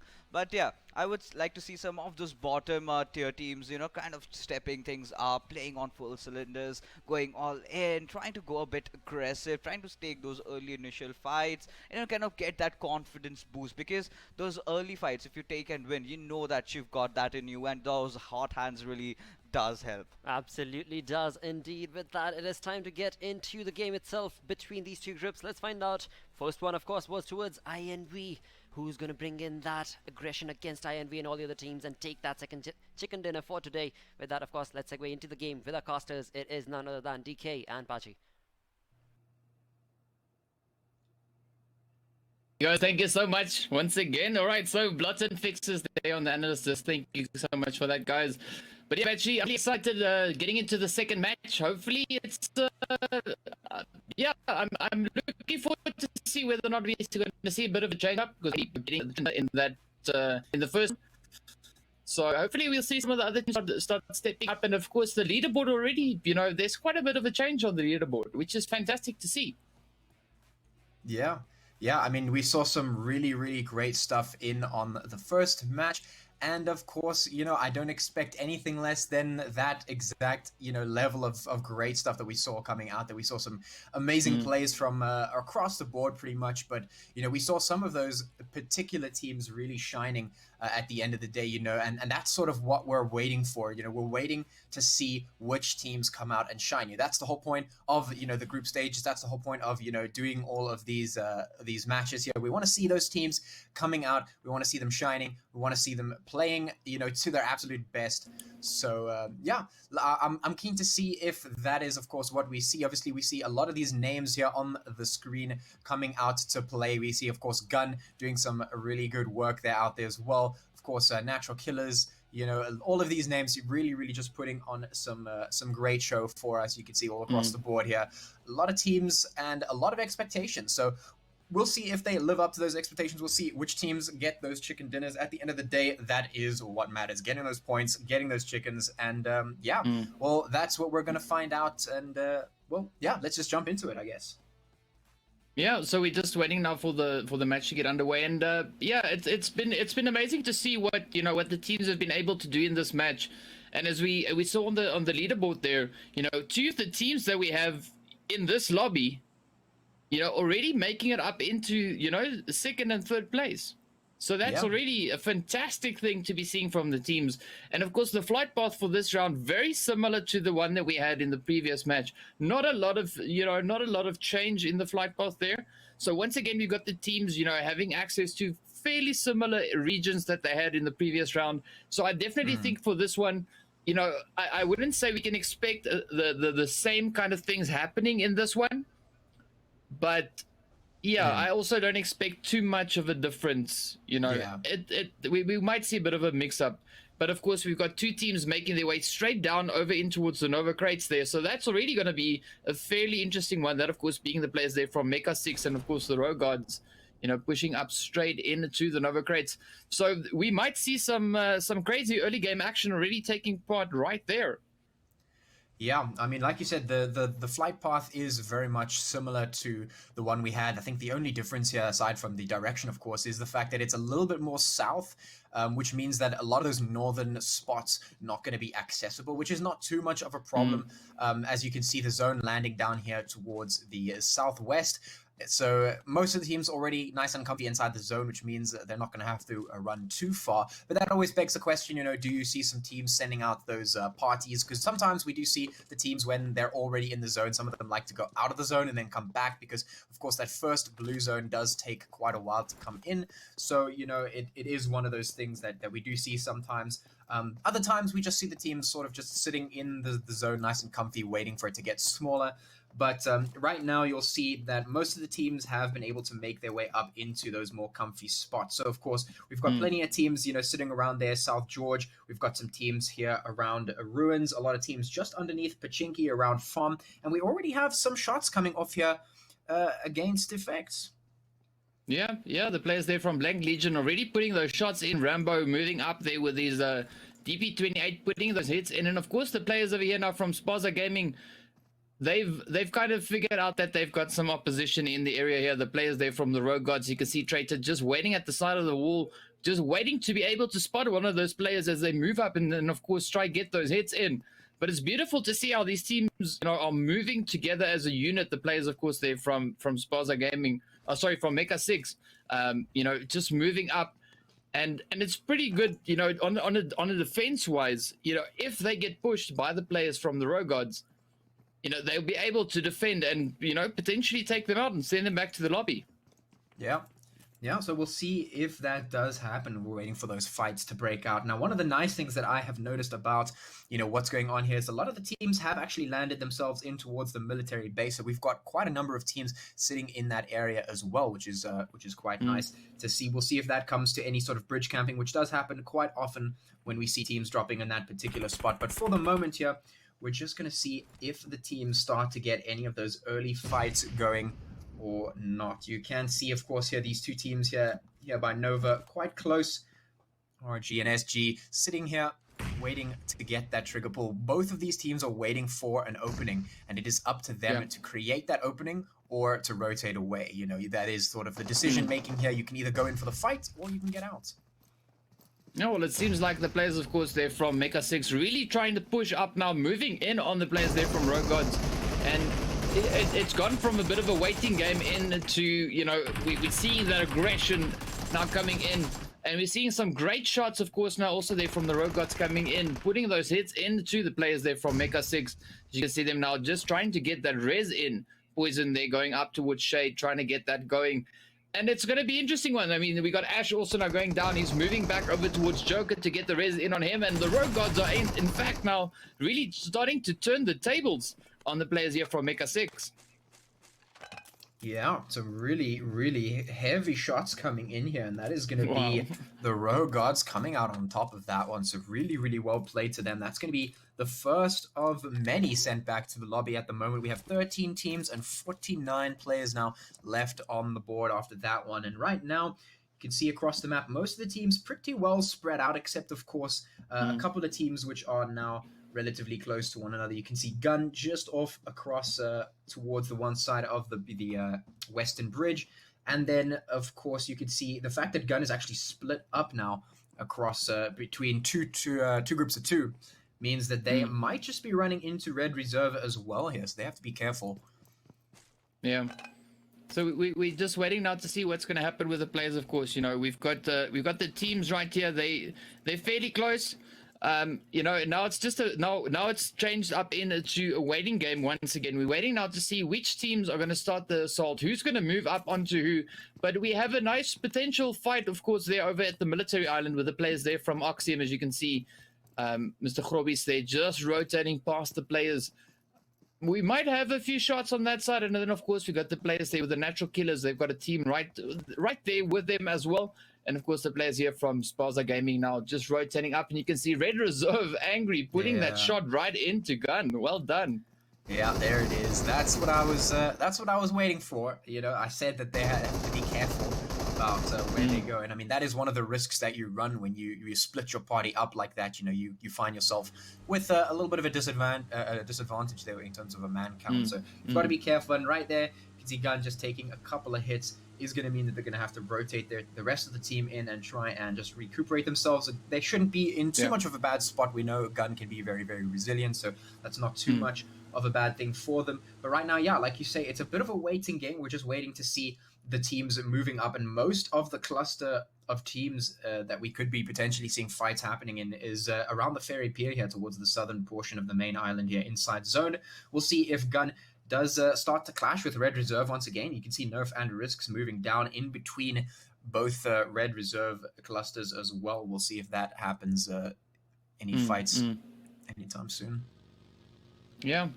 So just waiting now for that action. I mean, you got Gun on the prowl. They're trying to move up, trying to find a good spot to go to. And like you mentioned, you know, the Red Reserve team right there on the edge. So there's some nice potential there for some shots, of course, you know, to get some extra frags and such in, and for the teams to start, you know, ranking or raking those kills in and try and move themselves up the leaderboard. Yeah, yeah. One of the things I'm also seeing at the moment is that a lot of the teams have made their way in towards the centralized portions of the zone at the moment, which is something we see quite often. And the reason for that is because obviously, if you're in the center point of the zone, directly in the center or around that center point, then the next place that the zone lands in is most likely going to be quite close to you.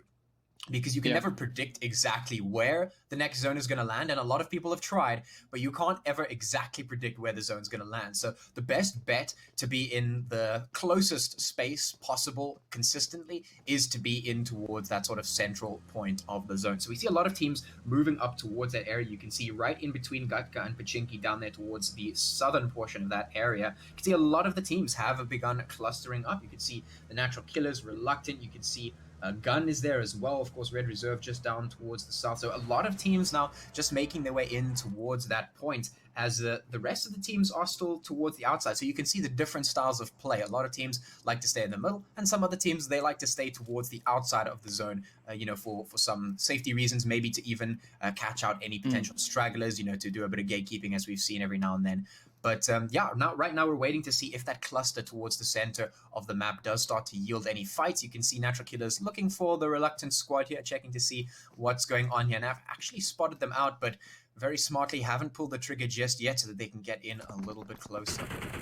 Oh. Yeah, and there we go. The shots now starting to fly up from Reluctant side right over towards the Natural Killers. But one thing that I've noticed in this matchup that we've got here is...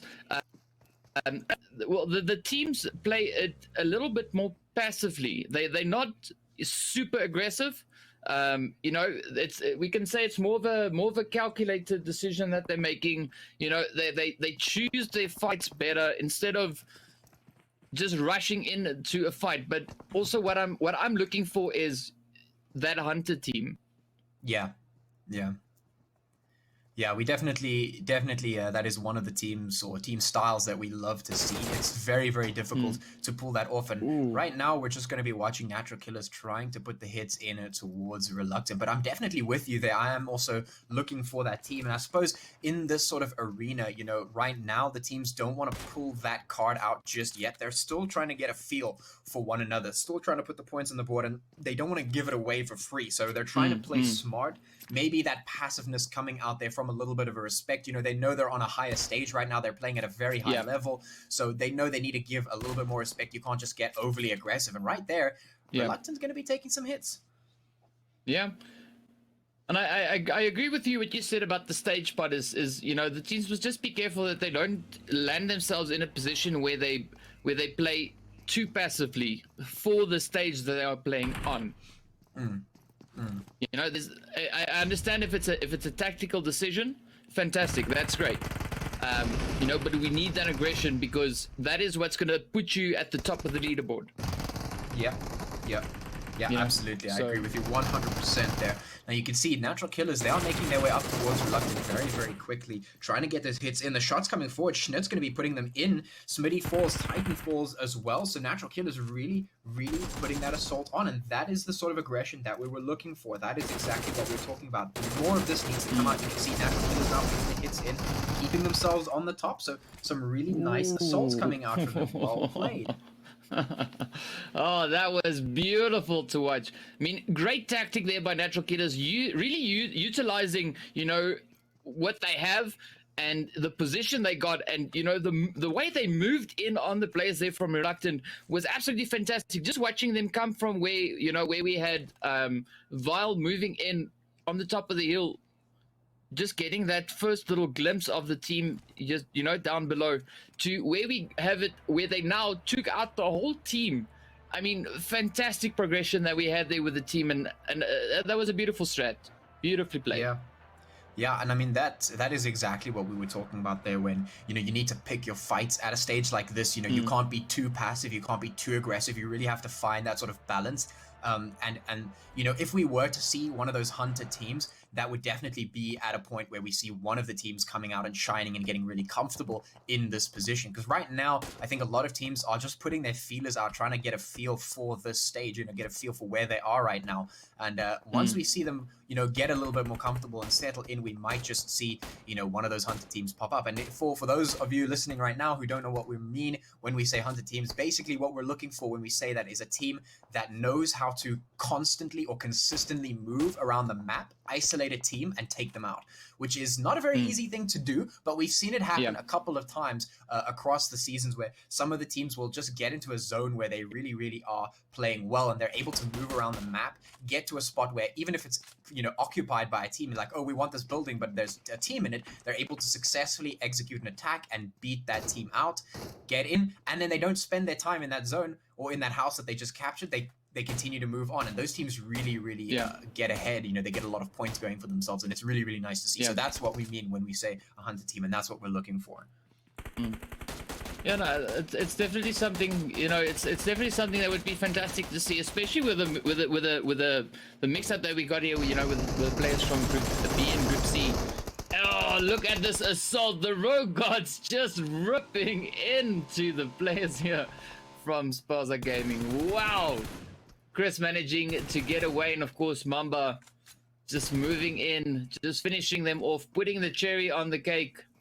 Wow, that was fantastic. Well done there to the Rogue Gods. But of course now Gun is moving in with a beautiful third party there. The Rogue Gods, of course, taking quite a bit of damage with the fight there.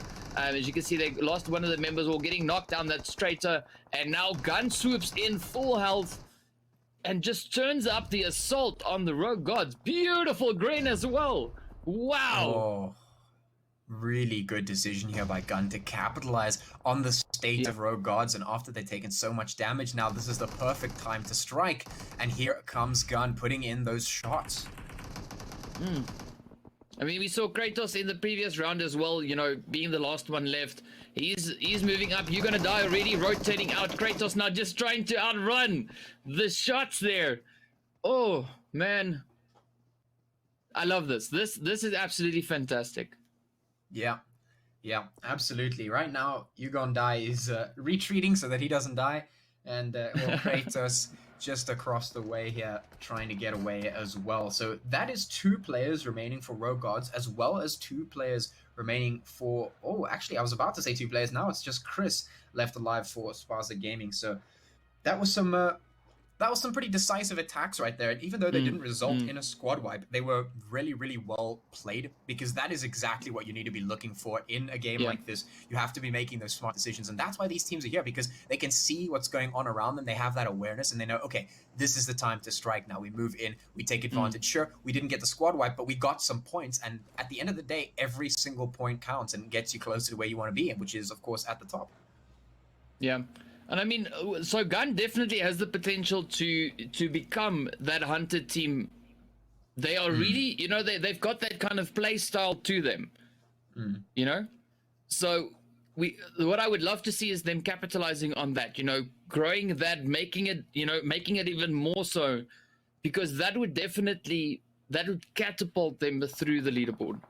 Yeah, no, absolutely. Definitely, like I said, they're a team that I am keeping my eye on throughout this series, because they have definitely displayed the ability to do what we're looking for in that sort of hunter sort of style. Now, right now, we're going to see on the map, of course, that zone going down towards the southeast, down there just underneath Pachinki, and a lot of the teams already making their way inside. You can see that I Envy just out there towards the side, Natural Killers off towards their south. You can see Immortals already in, Gun already in as well. And, well, the rest of the teams now just making their way in from the outsides in towards that zone. But this is getting smaller and smaller, and there's 40 players left alive, 12 teams. So there's going to be a lot of action in the following minutes. Yeah, and I mean, Chris, of course, now being left all by his lonesome there behind the rock, is the last one in the lobby. And now the Natural Killer's moving up to send him back just to seal the deal. Let's see, will they be able to get it? Yes, down he goes. Juice gets it, and of course, the Immortals blowing up the Blank Legion team there. Fantastic stuff. You can just look at the shot in the mini-map. Blank Legion now moving up even more so, putting up. Oh, down goes Archer. Yo, this is going to be a very, very tough one. But the Immortals once again doing some fantastic work, earning themselves 3 kills so far. So yeah, really, really good. And I mean, as you can see just up on the side there, oh, the players here from Unique also now moving in right over towards Envy. This is definitely going to be a tough one. Yeah, no, absolutely. Definitely going to be a tough one. And like I said, lots of shots, lots of action about to come out, because this zone, it's only getting smaller as the time continues. And we've got quite a number of teams still remaining here. 11 teams, 36 players. The shot's definitely about to continue. You can see Unique right there up against the Rogue Gods. Of course, Envy just off here towards the west. Natural Killers moving down now all the way against Red Reserve. We might just see them clashing once again down there towards the south. You can see Immortals still sitting in a decent place here right in the middle. So we're waiting to see if the Natural Killers can get those shots in once again, or if... oh, there it is. Yeah, Natural Killers putting the hits in. Well... No, so they also, so I'm really looking forward to the battle between Gun and the Natural Killers in this particular pairing that we've got. You know, I definitely love to see those two teams going at each other, and yeah, I definitely think it could make for very, very, very interesting turn of events there. We've got the Rogue Gods. They are down to their last one. And, you know, ooh, it is going to be so, so tough. We've got Unique, of course, as you can see there, just on the side. Envy holding up on the western side. We've got the Natural Killers moving more or less over towards the southwestern side. We've got the Immortals, as you mentioned, in the central part of the zone there. And, of course, now the players there from Blink putting up a few hits. You can see those shots just flying across there on the southern part of the match. And then, of course, we're still waiting now for the players all the way there on the eastern side. I think that, of course, being the players from Rain Gaming. Hoping, you know, just waiting for them now to start moving up in towards zones so we can see, you know, the shots and those fights breaking out. And got some crazy shooting once again happening all over the map.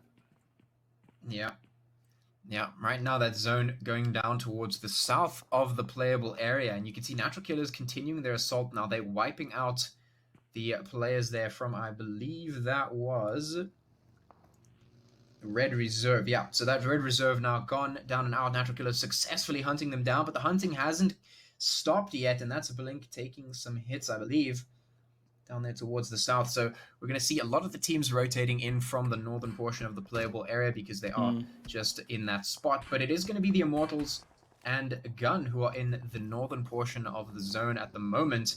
And well, a lot of the teams rotating in from that area are going to have to fight their way through. Ooh. Unique. Ooh, there we go. Yeah, Unique sneaking that quick kill in there. So we are down to 9 teams, and of course now we see a lot of players mobilizing themselves. Envy now pushing up right on towards the Natural Killers there. We got Boyka pushing in all the way. Oh, we're seeing a few flings as well in the kill feed, and shots just flying up. Juice now is the last player that's still able to defend against the onslaught there from Envy. So Boyka, of course, now getting taken down. And yeah, let's see, will they be able to make it? Juice now quickly trying to get that res in. We got Inspector, Thy Slay, and Maniac, of course, right there. Oxium getting knocked down by the play zone. And the Immortals are also not too far away. So many hits going through, and the Natural Killers get sent back to the lobby. Oh. So we aren't going to get that fight that you were hoping for against Gun and the Natural Killers, but it is going to be the shots coming up by Envy that confirm that. Now, a lot of stragglers down towards the southern portion. You could see Unique straggling there with their players. You could see, I believe that's Blink down there towards the south, still just trying to straggle it out, trying to keep themselves in this one for as long as possible. And then, of course, Hybrid sitting there by his lonesome in between the Giants, Immortals, and Gun. So that is definitely an uncomfortable spot to be in. And Sneak putting some hits down onto Unique now as they try and resolve those fights down towards the southern portion of the zone. But we have 7 teams and 18 players now remaining on the board, and that zone is not looking too friendly right now. Yeah, no, definitely it's not. And the players here from Unique actually in a pretty good spot. You know, if they can play their position well, use this vehicle, you know, as cover without it, of course, blowing up in his face. You might still be able to get a few hits in over towards Gun. I don't think necessarily winning the fight against Gun would be possible. You know, it's solo going up against a squad, so that does become a bit of a tricky situation. And it's also interesting to see that none of the players that we have on the eastern side here, we you know, is currently in zone. Everyone just battling out in the open here. Yeah, because and that Muffin zone also is so putting a quick few tiny. shots in there. Yeah.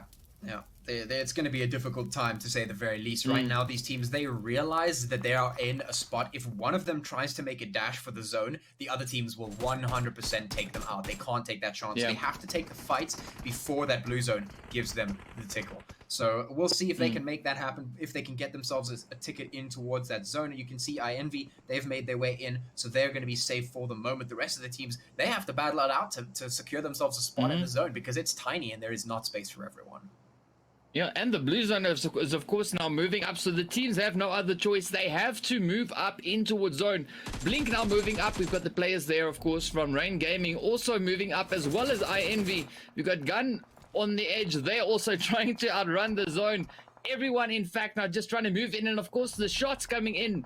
Blink taking a quick knock there. President now just trying to move around. He is right on the edge of the blue, and I don't think he's going to last very long. We've got the players there from Blank Legion also putting in a few shots. Gun, of course, returning the favor, putting the hits into them. And yeah, I think we just saw Gun getting taken down. Yeah, we definitely did, because right now we have Immortals, we have INV, Blink getting taken out, so we have Unique also still left on the board. We have, I believe, Rain Gaming, I think that is, still left on the board. So that's 4 teams and 11 players remaining. They are all inside the zone at the moment. Unique just has to move up a little bit, but they should be safe for the moment. But right now, you can see on the board, there is so very little cover remaining for these players here. It is going to be so difficult for them to try and make this happen, but they have no other choice. They have to use these smokes to try and cover their position. They have to do everything they can to try and win this one, because these points, they count. Yeah, and I mean we've got Unique down to their one last player, and of course, you know, if he plays his cards well, he can really do a considerable amount of damage to the teams that we still have left. But it's also a fairly tricky one, you know, some crazy numbers going up against there. We've got, you know, there's 11 players, 4 teams, a very, very small zone, and it's going to get even smaller now when the zone shifts up once again. You can see the players, of course, here from Rain are trying to get those shots in over towards the players there from Envy. Shot after shot. No teams in the zone currently. We still have the Immortals just over there towards the northern side, and it seems like we might see Rain Gaming now caught in a bit of a sandwich there, and of course, this would be an fantastic moment for Unique to start putting those hits in straight across, you know, adding a few more kills in. That would be absolutely fantastic to see. Yeah, right now Unique, you know, haters are gonna have a very, very big play or part to play here, at least. If he can knock out some players from behind, he can create such catastrophe on the map for these teams right now, because it's basically, it's INV and Immortals that are fighting for the biggest sort of dominance right now. And well, Rain Gaming, they're going to try and put in whatever they can, but right now we're just waiting to see which team comes out on top and which team's still remaining, because right now we have 4 and they have to sort themselves out quick, because this zone is going to get tiny and somebody needs to win, which means somebody needs to go back to the lobby. Quite a lot of people, actually. And here comes the first. So Rain Gaming going to get hit hard, leaving only INV, Immortals, and this one last player from Unique, that of course being Hates. So we're going to see if Hates can topple some of these giants, maybe put in a little bit of those chaotic shots like we were talking about, or if he'll just get wiped off the board and INV and Immortals will just go at one another. Well, if he plays it well, I mean, it might really count in his favor, because we have the Immortals and INV. They pretty much focused on each other, and they don't really know of his position. He is in a fairly potentially strong position, because there's no real attention on his side. You know, so we'll just see how this unfolds and whether they can capitalize on, on that. And everyone, you can see they're pretty tired after the long match. Everyone just dropping down, but up comes the shots. Unique getting sent back. So beautiful play, but of course, the Immortals coming in there with a beautiful grenade in over towards the Envy team. But Envy now trying to get their second chicken dinner. Yeah, they're going to be fighting as hard as they can for that one, because that would be really, really strong for them. They'd get so much in. You can see those Garens just absolutely flying, trying to knock one another out, trying to get those points in. Inspector actually crawling forward, maybe trying to get some information on the positioning, sacrificing his life to get that information for the rest of his team. Slay and Maniac have to try and capitalize off of that because they are on the back foot right now. Yeah, no, he's definitely playing the sacrificial role there, and down he goes, gets bleeding out, and now it's a 2v4. It's definitely a fairly tough matchup, but we might see something fantastic happening here. We might see Envy getting all those shots, but of course it comes down to whether or not the odds are in their favor. And Immortals, what I'm loving about them is they're moving up 2-2. So that, of course, empowers them quite a bit because they've got so much more potential to defend a particular position. Whereas we've got Maniac and Slay, splitting up ever so slightly. But I can understand that because, I mean, one Gren can end it. Yeah, absolutely. And I mean, the great part for Immortals here is they can just play for the trades right now and they'd still win it out. So either way, they've put themselves in a really good position, splitting themselves up into two groups. So that is really, really smart of them to be able to sort of capitalize on their positioning and of course, their man advantage. So smart plays from them, definitely looking to secure that victory. The chicken dinner is so close. Can the Immortals get it? Or will INV be able to put themselves in that spot? We'll see how this plays out. Right now, these teams just playing it slow, waiting for that opening. Can they find it? Wow, this is nail biting stuff. Oh, lots of shots, of course.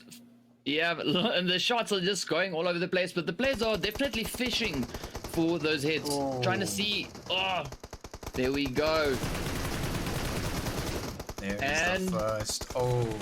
INV is really putting in the work. They want this so badly, but can they get it? Slay putting in some shots, but he goes down. Can the last player for INV, can Maniac pull this off? It's a 1v1. Is he gonna get it? Oh, match over. And let's see who's the one. Oh, the Immortals takes it. What a play, finishing it off there with 6. And then of course you got the players from INV coming in with a very close second, managing to land themselves some 7 kills there. So pretty good play there. That was an absolutely insane last zone. I mean, that went from a 2v4 to a 1v1. Yeah, that was really, really close. And I have to give props to INV there. They were really looking for that win, and they almost had it. And the fact that they were able to make a 2v4 into a 1v1 speaks absolute volumes about their ability and their potential. So that is another team that I'm definitely keeping my eye on going forward. But yeah, that was a great game. Really, really good to see some amazing stuff across the boards. And you can really see these teams, they have the ability to produce amazing results. So that's really, really great, and I'm definitely keen to see more. So yeah, that's pretty much it from me, and I guess we'll send it back to the desk. There we go. Wow, what a game. What a wonderful, wonderful game. Match number 2 coming to an end. IMV just that close to getting that second chicken dinner for the day. But Immortals taking a wonderful, wonderful victory for themselves and thus bringing their score to a much better place.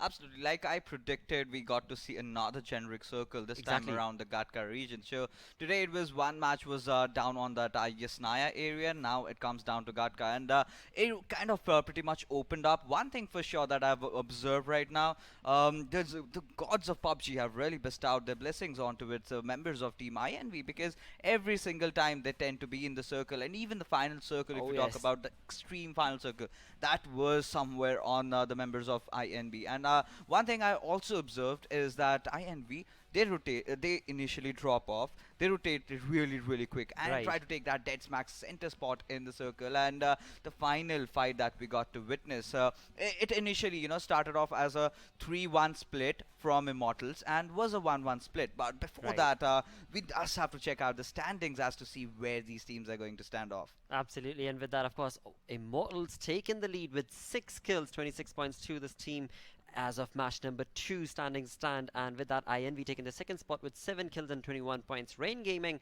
third with 7 kills and 15 points. Natural Killers fourth.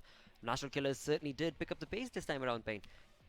Definitely, Natural Killers had been so amazing this time around, taking those 9 kills. But the final circle, like I said, it Right. was quite in the open, right? Every single player had to get inside the circle. However, I can kind of, hope, right, people giving, backup cover fires, which did not really happen this time around. So all those players were going in together. If one player could have, played that sacrificial role and could have gone ahead with things and could have, died, but in short, would have made sure that his teammates could have made into the circle, would have True. been a different affair. But yes, like I said, Immortals really played all the cards right, had their 4 players alive, but it was brought down to the wire. It ended into a 1v1 fight where the Wow. last member of INV was taken down. But talking about the second, I think the bottom half of this match's particular table, we have Blank Legion on the 9th position. 10th, we have Oxium Elite, Spaza Gaming again with a disappointing outing today. Red Reserve on 12th position. On 13th, we have Reluctant SA,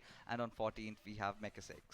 Ouch. I mean, that is certain something that is going to come back to haunt these teams at the bottom of the table. Because again, when you talk about the way we are going to progress along from round 1 to round 2, that's when things are going to get that much more incredibly intense. Because a few of these teams are going to be let go, and off of the 32 teams, only 24 teams move on forth in the next weekend. But with that, we do have the master leaderboard on our screens, where of course JXP Tempo is looking pretty solid with their 99 points, having played the 3 games that they did previously. They are looking pretty strong. But moving on to the second position, it is INV Gaming with 74 points, getting that much more closer to the top of the leaderboard. That is JXP Temper. Gamers United Nation is on 3rd spot with 65 points. Team NFX Unique on 4th position. Team Vibe on 5th. Dark Dragons on 6th. Natural Killers 7th. And 4U Quest, as of now, looking neat on the 8th position with 50 points. Yes, absolutely. And we could see a jump from Natural Killers, because last I remember they were on the second Right. page, and now they've moved on to the top of the table list. So they're amongst those top 8 teams right now. And in the future games that we will get to witness, I'm pretty sure that they're going to go up and up, because the way they definitely did not have a good positioning, but did have the highest kills in the last game. 9 was the number, and they were looking really strong. And certainly the positioning entry inside the circle is some area that they could work on. But if you talk about the second quarter of the table, we have on 9th position, that is Team EFX. On 10th, we have Team BBC. 11th is taken by Oxygen Elite.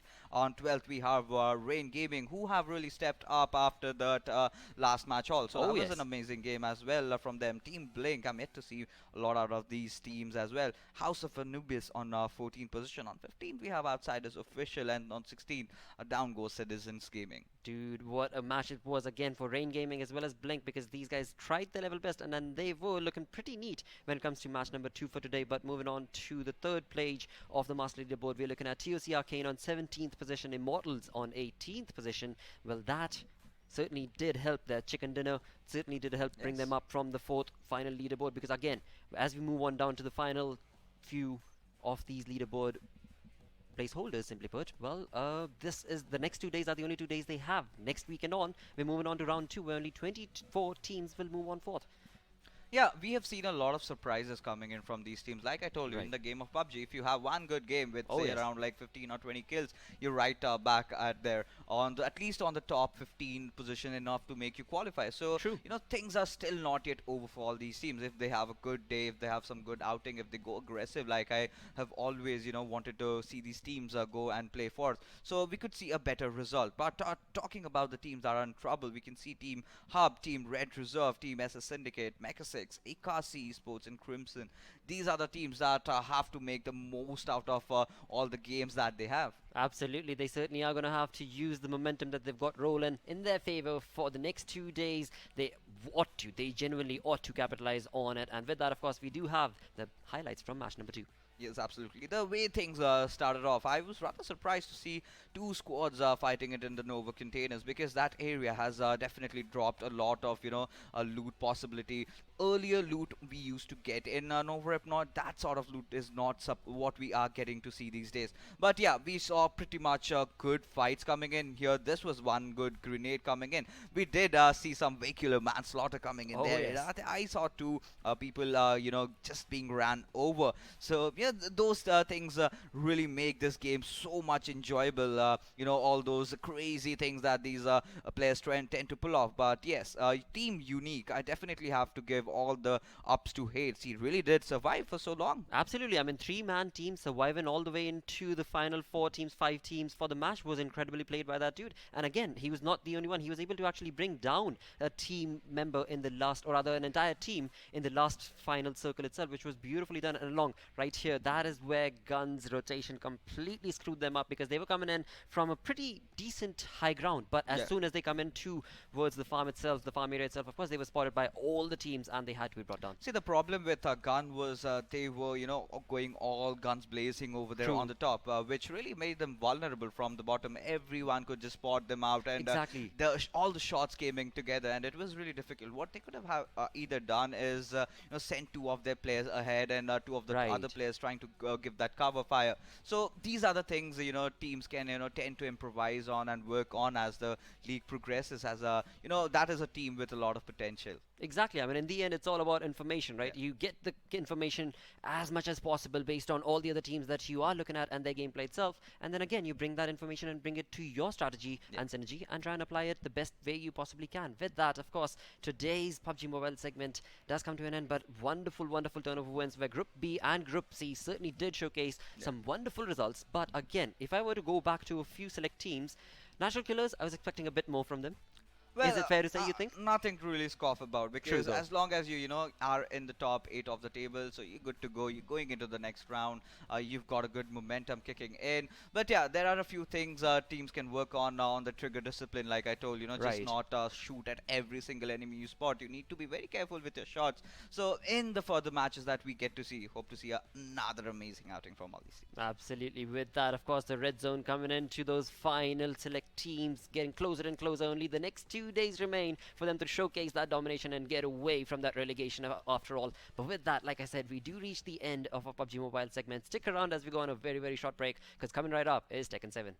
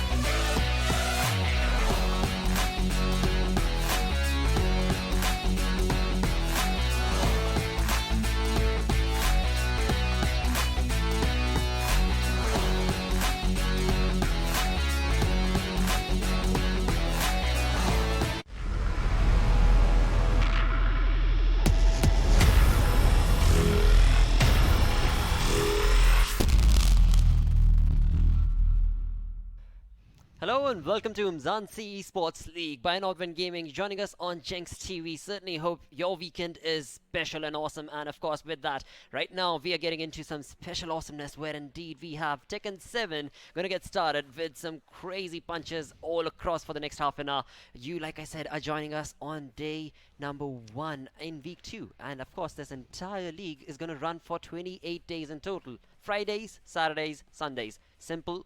No questions asked. Then again, if at all there's one question that you do want to ask, it is, what is the prize pool for these teams? And when you talk about the prize pool, you're looking at 1 million rands. 1 million rands, that is Season 1 and Season 2 combined. And amongst that, Tekken 7 has a grand total of 84,500 rands, which again is incredible indeed. And with that all set and sorted in stone, my name is Blotter, your host. Joining me on the analyst desk, it is none other than Phoenix once again.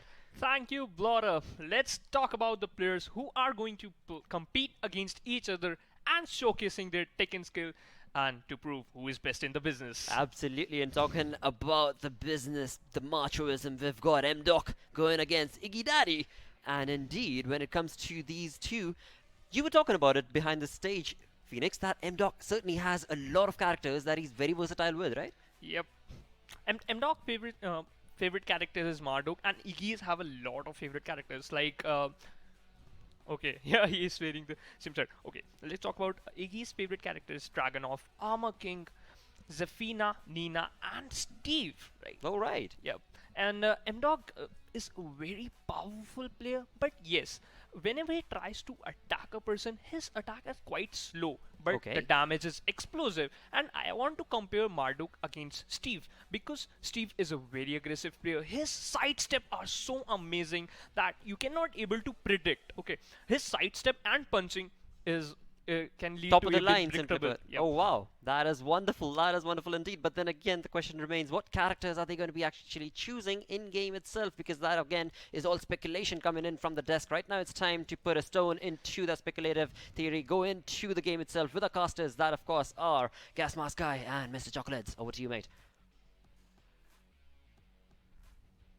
Welcome back to another stellar start of the Umzansi League. This is week 2. I'm your host, Mr. Chocolates, joined by my man, Gas Mask Guy. Gas Mask Guy, how you doing today, bro? Oh, dude, I'm feeling good. I'm getting excited. Did you see Tipo Madoc's picture? Bro, Tipo Madoc's picture. He had himself on his t-shirt. Man is hype. He's ready to go. I'm hella jealous of that He's t-shirt, ready to man. go. Dude, I'm not gonna lie, this week has been long. I've been waiting for this match. I've been waiting for this match, dude. I've been waiting for this match this whole time, you know? I've been excited. Now that I saw that t-shirt, I'm reinvigorated, my dude. I've got the energy. I got the mic. We're ready to go. How you feeling? Dude, I was about to say, I was going to say Iggy's going to win this 2-0. But after seeing that picture, I've never been more intimidated in my life. Dude. Tipo Madoc is looking so sick. Dog, and let's see how he brings his Madoc today as well. He's got both sides working hard, bro. Both the hair and the beard. My man is Dude, he's got a mane. He's got a lion mane right now. My man is a force on all fronts, dog. But that's the thing. That's the thing. Playing one of the most powerful characters in Tekken right now. Playing Murdoch. We haven't seen him playing any other characters so far. But that's in his name. Exactly. No mix-up this time, even though he plays with my man T4 Jin. Iggy, obviously, one of the more bigger, more respectable players in also one of the most winningest players. Winningest. Yeah. One of the most winningest players. Yes, indeed, he is. And the thing is, he plays a veritable roster of characters. Obviously, a very powerful competitor. What is your predictions for tonight, Gasmaski? Well, first of all, the characters I think they're going to be playing. Oh, hey, Hachi. Oh, okay, never mind. Take that out. I thought it was going to be a Zeph. Starting with Hey. Good choice. A good, powerful, fundamental character. And the thing is, Iggy's Heihachi's got so much built-in pressure. Like the way he plays it. That's the thing. Oh. He has the fundamentals and the skills to play him, but we cannot rule out our man T4 in the dock. Already chose the infinite stage. We know what there's going to be. No walls, no action like that. It's just full-on spacing and everything. Already with the huge launch. Down forward one. Oh, tried to go for the unblockable. Don't know why. Ooh, the ground spring kick didn't hit. That should have hit. Doesn't matter. Went in for a big Hashish. Tried that while standing 3. Ground and pound. Finish him Oh off. my god, just taking the first round. Done. T4 Madoc starting out so strong. Dude, he's almost as strong as his t-shirt. I'm telling you that right now. He is the t-shirt man. Already starting the VTS setups. Coming in with, the big low, dude. The big all low. these plus frames from Heihachi. Oh, the big parry! Getting in the bullhorns with the big one. Starting off with that really powerful... Oh, what's the mix-up? He goes for the mid. Nah, dude, goes for the low. My man, keeping the pressure on. Iggy Daddy 1. Not looking so fresh right now. He's actually under so much pressure right now. What is going on? Very nice punish. Dodged around. Waited for the block, but couldn't fully punish. But gets a quick knee low. And as it is That knee, you cannot low, parry. that one that throws everyone off because you Dog. cannot low parry that. You cannot, but it is launch punishable. Tries to go for a little mix up there. Oh, Oh, big counter hit. Down back 2. Nice. Starts it off. What is going on? T4 Madoc is all over Iggy right now. So fast. My man is taking names already. What is going on? Already. Just taking the first set. 3-0. My man just took the first set. He said, is that the set? Hey, Iggy, excuse me. Iggy, dog. Hey, No Iggy. round brown to start it off though. Bro, T4 Madoc is Iggy. Excuse me, my man. Is that the set? Is that the set right Dude. there? Can I just... I'm gonna take it. Dude, Thanks. can I tell you something? I What's bet you up, $100. We're gonna see a Zaf now. I think it's Zaf time. Why do you want to bet me money on things we already know is gonna happen, Junaid? Yeah, exactly. He's gonna pick his fundamental character. Oh, Bruce gonna pick Like the fundamental. He's gonna play Already, he's gonna play his cockroach character. what do we know about the cockroach queen, Zafina? What do we know? That I don't know what she's doing 90% of the time. Like you just get hit And from that's every the thing. single angle. It's not just us. It's also T4 Madoc. We don't know if T4 Madoc is ready for this intense matchup. Obviously, Zafina is a character with a lot of mystery surrounding her. She's got all her different stances. The aforementioned cockroach stance, which you cannot see. That is the real Parktown prawn coming for you in your house. Coming right I at don't- your mind. How do you even come up with half this stuff? I won't even Is she lie. in I my was just like, house? damn. Is she here? No. I'm so glad she's not here, bro. I don't, Yeah, I because don't we in even Cape know Town, her, we're bro. safe here. Yo, bro. Woo. I'm glad about that.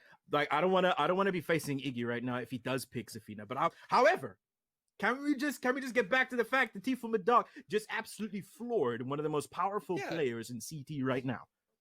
Yeah, one of them. Like honestly, I feel Iggy is one of the strongest players in South Africa in general. Like, oh yeah, he can adapt quite quickly to most situations. I just want to know if he's able to adapt in this game coming up now. That's the thing. We're gonna have to see with how he adapts, dude. We have. Oh, there we go. Zaf. There's the Zaf. We have the Zaf. You owe me $100. I made the bet. I said I bet he's gonna. I agreed. I agreed with you. I don't know why you're That's- saying. Well, I don't know. Where's the quarter pounder with cheese, man? Where's the That's the real thing. matchup? Don't bet money. Bet the food, bro. Yeah, Bet the damn food. straight. Anyway, T4 Madoc obviously up with 1 with his previous win. Super powerful movement. A literal human bulldozer bulldozing all the way over Yeah. Iggy. However, Iggy coming back with the I cockroach don't queen. think Iggy's been practicing against any Murdoch players at the moment. That's the thing. Which could be a flaw in the situation. Murdoch players are a little hard to find as the character is DLC, and a lot of people just kind of can't buy him. Big But counter like, hit already. just when we said it, I think that T4 Madoc might not know the matchup. It doesn't look like it at all. Are we big gonna get wolf 7 smash. golden on the first round? Oh, 7 golden gold. letters. Already. My man, Iki Daddy 1 really doing the work this time around. Playing one of the harder characters, like we said, the literal Parktown princess. Not doing, like, just can't get the work done. Big lows. Big lows, There we though. go. He's we got go. the pressure now. He's gonna start.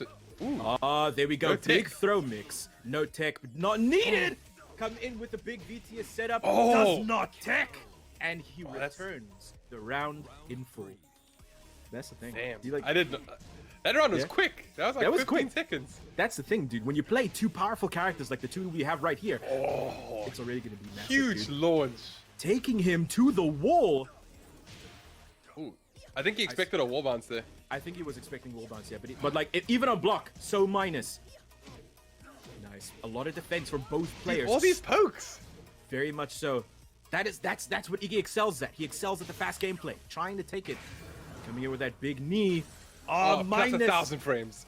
plus 1,000. That's the way, dude. Can't even move. Can't even move, dog. Stuck in time. Oh, Big huge counter counter. hit! This should close the round out. My man, Oh, it closing does, out it the does. round. Iggy Daddy 1 still in this. Do not count my man out. One of the strongest players in SA right now. Very nice. While standing punished by T4 Madoc. Oh, I thought that was gonna reach. Oh, big counter hit again. He's getting caught pressing. But he couldn't fully pick up the combo. Nice. He's going for some throw all tech. these lows. Doesn't see the low. Ooh, down back 2, but no counter hit. Oh, he was so minus. He couldn't escape. There's the Parktown Pro. There's the Parktown Queen. The Parktown Prawn Princess. She's back. She's back.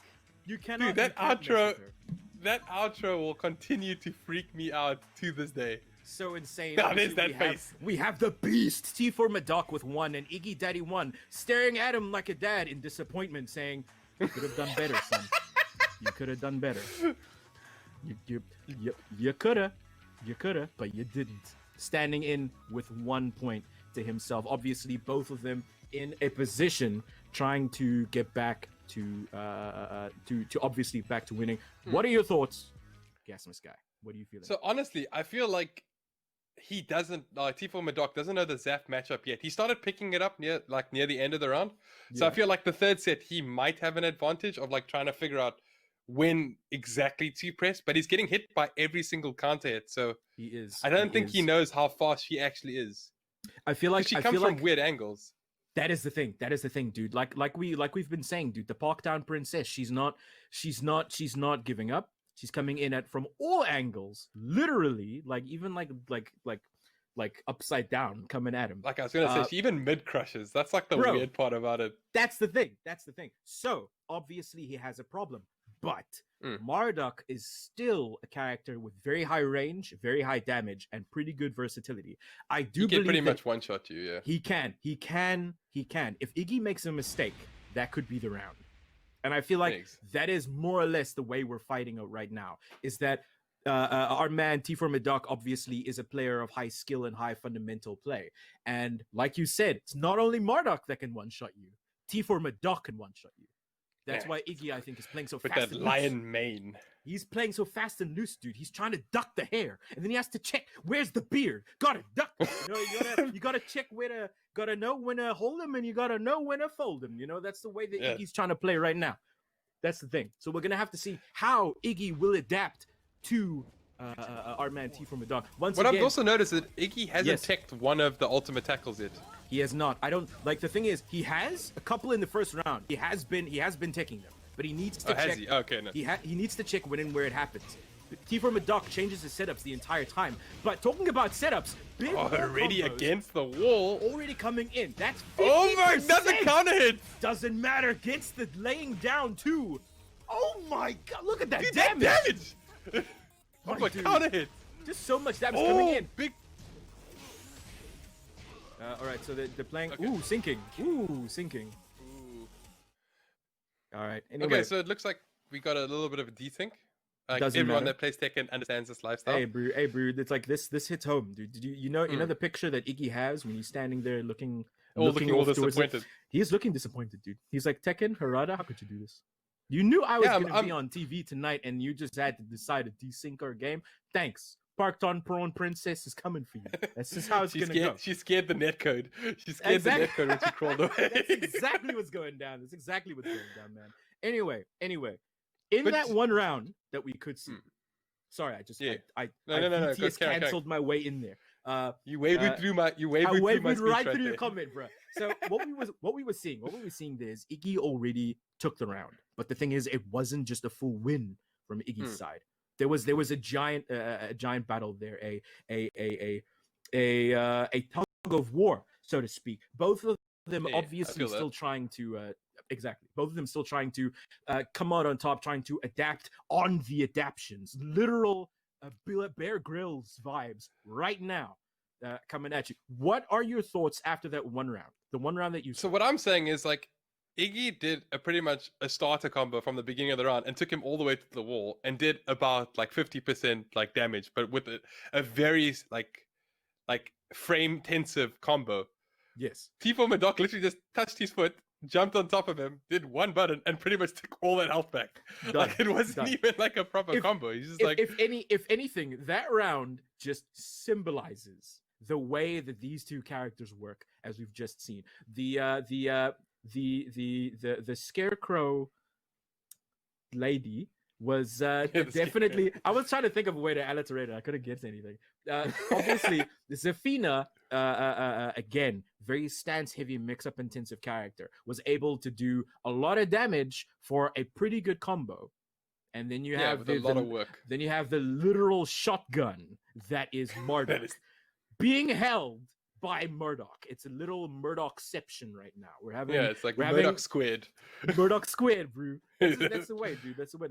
Well, I want to say Murdoch rectangle because of Murdoch's because of how thick he is. because of his hair beard thing going on. It's super random. That's Do you the think like Murdoch's legs are really small? Like it just looks like he has tiny Bro, legs. all I'm saying is like the moment I met him at it was at Cape Town Showdown. The moment I met No, him, we met him at DNLE.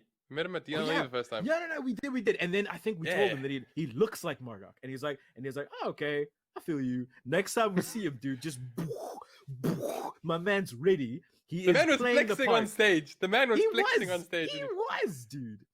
He like, look at him. Look at him, dude.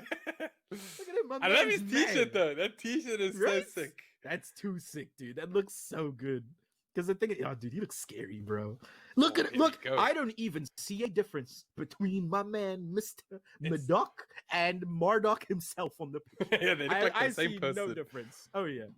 But it's funny is those like Tifo Murdoch in person in real life is the nicest guy ever. So nicest Iggy, dude, bro. Nicest. Yeah, even though Iggy looks very disappointed in the picture, he doesn't look like that guy IRL.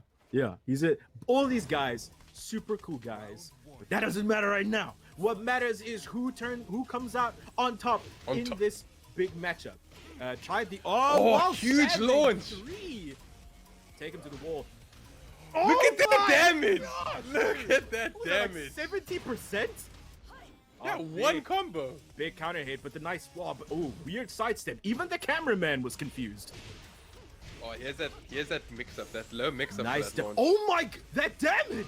Dude, both of them are they're just going toe-to-toe here. Dude, literal toe-to-toe. That's what they did. They had toe battles right now. That was the whole thing. Oh, he key charged in the middle of the round. That must have been a misinput. Must have been a misinput. Oh, yes. You can definitely see that Tifo Murdoch is paying more attention to how Iggy is playing.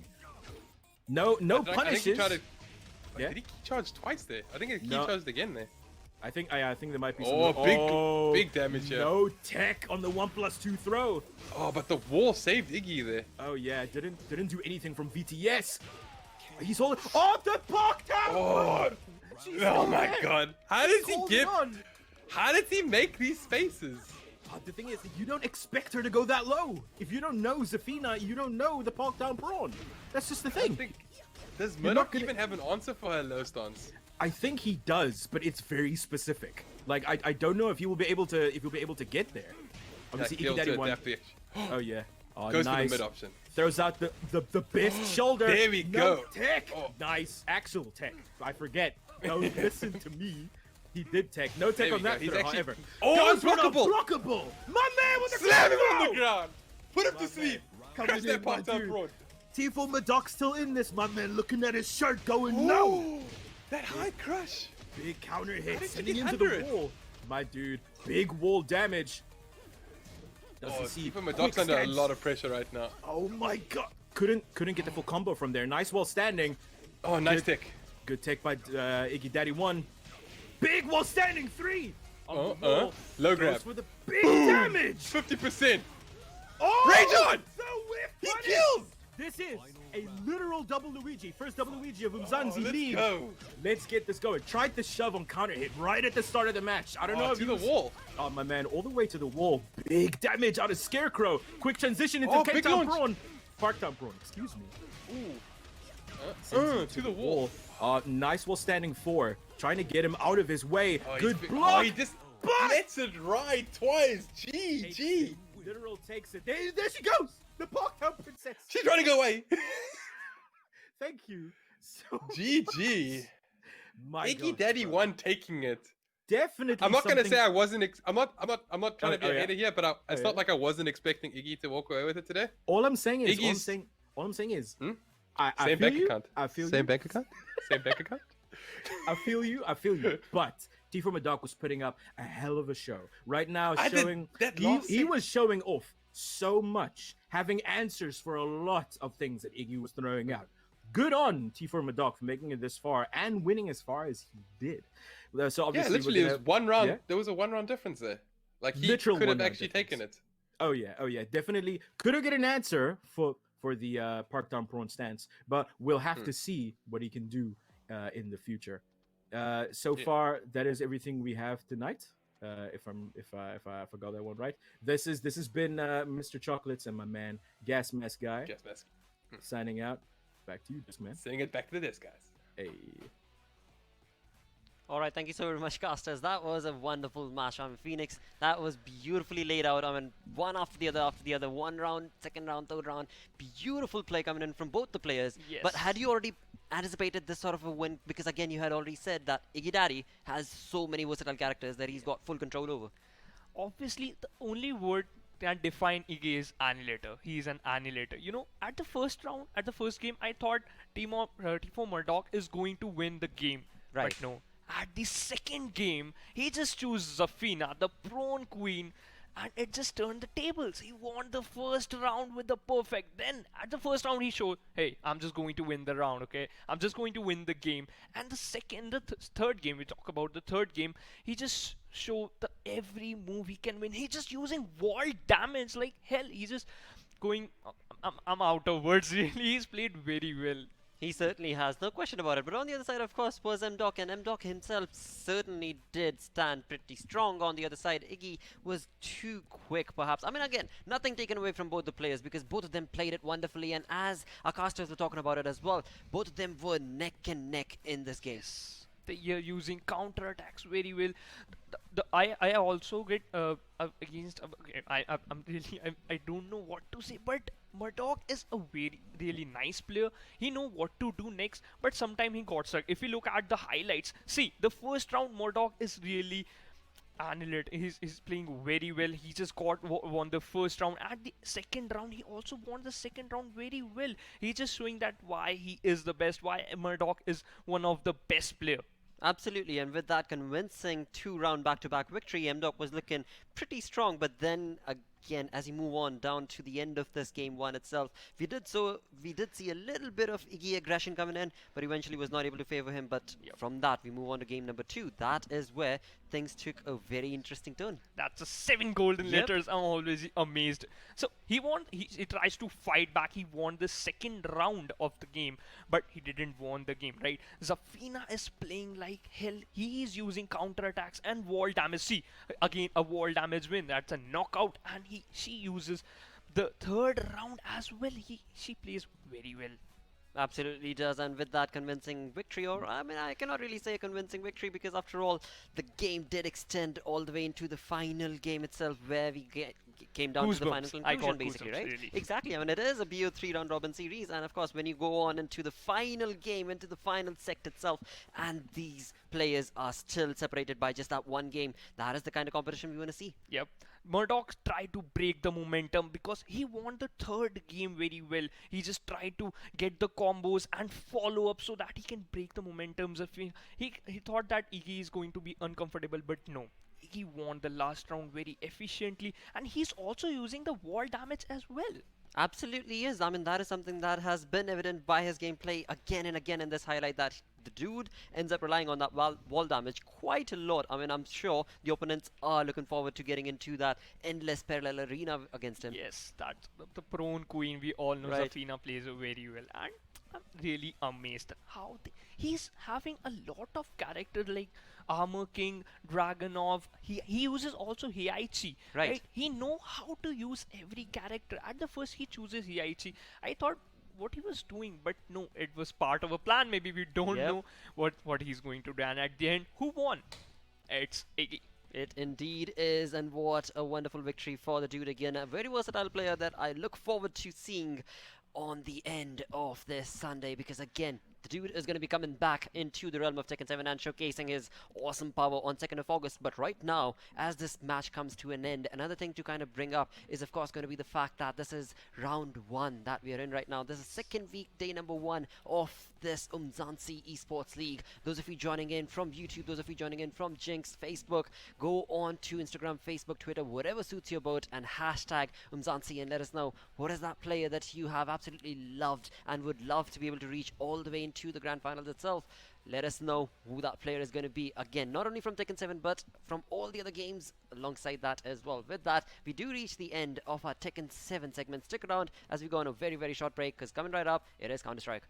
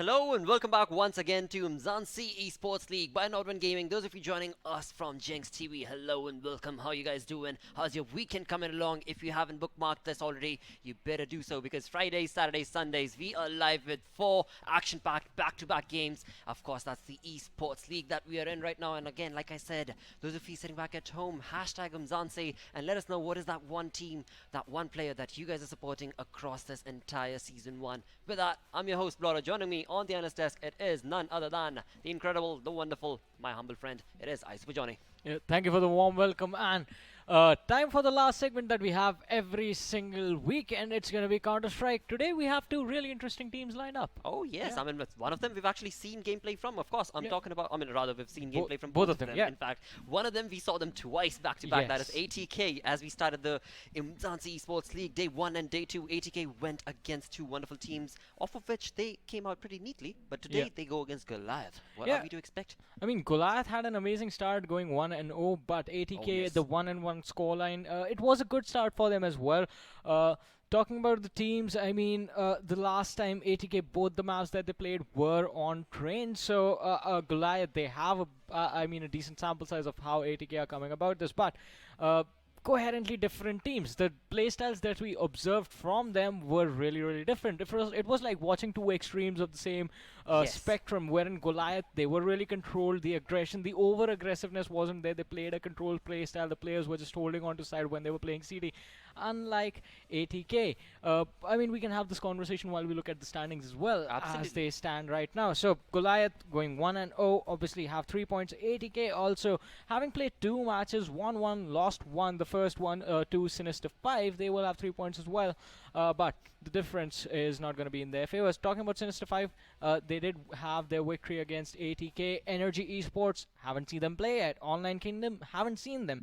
White Rabbit Gaming, still waiting to see what they bring to the table. But the 2 teams who had the unfortunate losses in their very first game are going to be the Gentlemen and DNMK. DNMK going down to Goliath Gaming on last Sunday. But coming back to what I was saying, coming back to my train of thought. Yep. So 2 different playstyles. ATK, both the maps we saw from them on train, really, really aggressive performance. And if we have the V2 in front of us, I guess we can see what they want today. Absolutely. I mean, just to finish that Yeah. thought, Varun, I mean, they were just being too pushy, mate. Yes. Too pushy. I mean, I just hope today they're able to play that composed Yeah. gameplay because they go against Goliath. And of course, the maps that have been selected are on our screens with the final pick coming down to Nuke. Yeah, Nuke is going to be an interesting one. I mean, on our side, but the map is CD-sided and sort of interesting as well.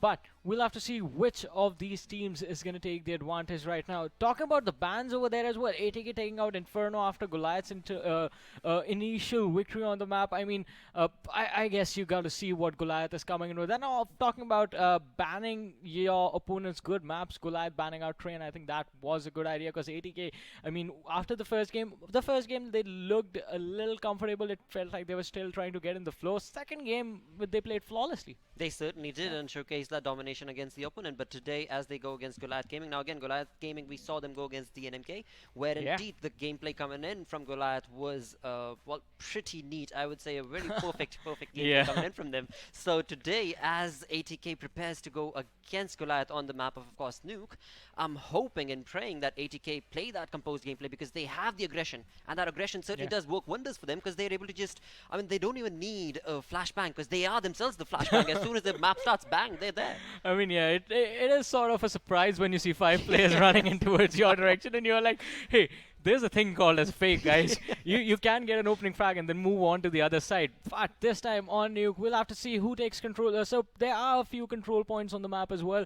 Wherein taking control of the ramp is going to be important. Controlling outer is going to be important. You have to be really careful while if you're trying to go from outer towards the secret. So that is one point where we see sort of teams mess up during the crossing points, and you have to be really careful during those. Talking about executions, I mean, it's going to be our first experience watching these teams on this map, so it's going to be exciting. Absolutely, certainly going to be exciting and exhilarating as well. And along with that, one point to bring up is of course going to be communication. Now, certain moments we have seen ATK communication kind of fall back on their strategy itself, but on the other side, Goliath has been pitch perfect pretty much every single time. So again, this is going to be a tough competition between the two. But again, if we were to predict, I would say on paper both of them are pretty much equally tight, or perhaps not. I mean, it is going to be pretty much equally tight, but I'd go with Goliath because Nuke sort of requires you to be a little bit more careful because the sites are laid over each other. It's really fast to rotate from one to the other. Absolutely is. With that, of course, let's quickly get into the game with our casters and get this Counter-Strike game started. Thank you, Lakshay and Varun. Interesting analysis there from them, of course. Esme, thanks once again for joining me on the cast this evening. This is going to be an interesting game. I mean, it is David versus Goliath, but in the other way around. So Goliath is actually David, and well, of course, ATK being the Goliath team here, beating them successfully on Nuke more than once. I think it was 2-1 at the moment, if I'm not mistaken. Yeah, I mean, well, to be fair, I mean, we had one Nuke game from Goliath where they actually managed to take it into overtime, but ultimately ATK have been really dominant. And I think it's going to be a bit of an uphill battle here for Goliath tonight as they're taking on what is basically the thorn in their side on Nuke tonight. So I'm really excited. I'm happy to see it. I'm happy to see some Nuke action, and by the looks of it, we're just going to be going straight into it already. A lot of utility on the side of Goliath here, so looking to do a proper execute on this A-bomb site almost immediately. So I'm liking this pistol round strat. Ooh, the flash is there. ATK pretty much fully blind right now. Going through to the smoke here, just taking it slowly, actually managing to go down the vents, is slowly getting a tap there in the back of ADM's head there, but that's going to now trigger Goliath to take this A-bomb side. Doro sitting in the flames there, still managing to stay alive, and I mean, it's just the pistol round. Head after head. Yeah, so good start here, of course, for Team ATK, you know, being able to defend off that push there from Goliath. Goliath's got a lot to prove, of course. I mean, this is a map that they have lost against ATK recently a couple of times in the Inkosi Super Cup matches. So again, we're going to have to see a case here of them stepping up their game, bringing it to ATK, and hopefully taking the win here. They are very, very closely seeded together, the two teams. I mean, they kind of draw a lot of their games respectively in the past. But we are into round 2 now, and just having a look at how the setup is going to work, I feel Goliath gonna take on the outside, which is a pretty good start for them, but they need to be careful of those USPS. As you can see, slowly taking down Adara, and there's Mistem coming in with the FAMAS, dropping down ADM immediately and going and picking up another frag respectively. Good start though for the man with the rifle. He'll have the support from Slowy, so a quick shutdown from ATK. But I already like to see this outside play. That's the thing. The outside play here from Goliath can yield a lot of good results if they play it correctly.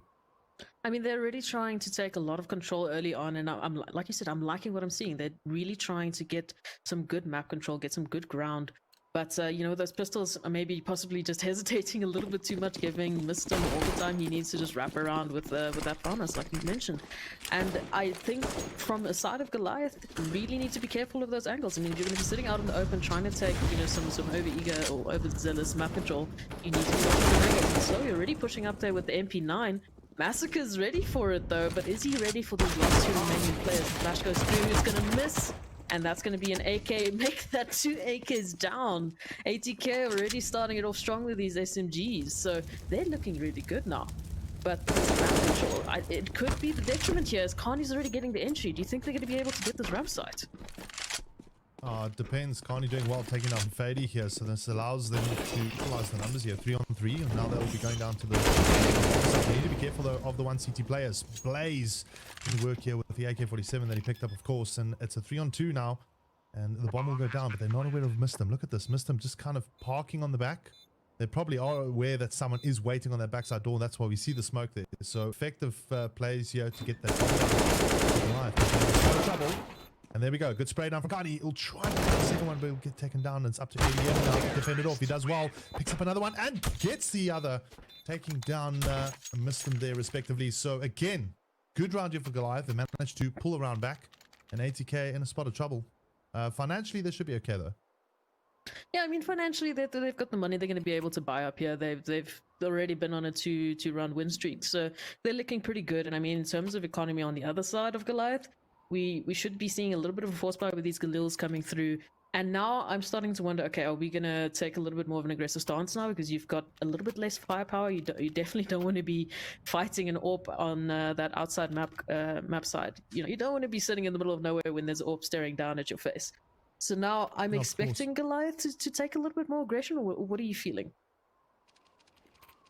Well, I'm look, I mean, if I'm Goliath now, I shouldn't be changing anything really. I mean, kind of playing that split play was not a bad idea. Kani actually doing well there on the ramp side, being able to get that entry frag and then opening it up here for Goliath. So again, the split play might be effective against ATK depending on how their crossfires are set up and how their defenses are set up in respective respective areas. But like I said previously, I would like to see them kind of challenge that outside area, get the early picks, and then move from there. And looks like they're doing exactly that. Massacre just running straight through with ADM already taking one down on the side. So that rotation is going to be coming through. Ooh, but the jump is just not there. The timing is unfortunate. And Daru managing to take a second there. Blaze having his back and finishing off the last remaining push there is Daru taking a third. So now it's left onto Massacre with a lot of rotations to deal with. The Slowy's just sitting in the corner there. So unfortunately there for Goliath, it just seemed like they were going through one by one. I don't know what was happening there. What were they thinking? What were they going through there? Yeah, it's just not effective Counter-Strike if you ask me. Like, you kind of need to like stick very close together if you want to go into breach any sort of site.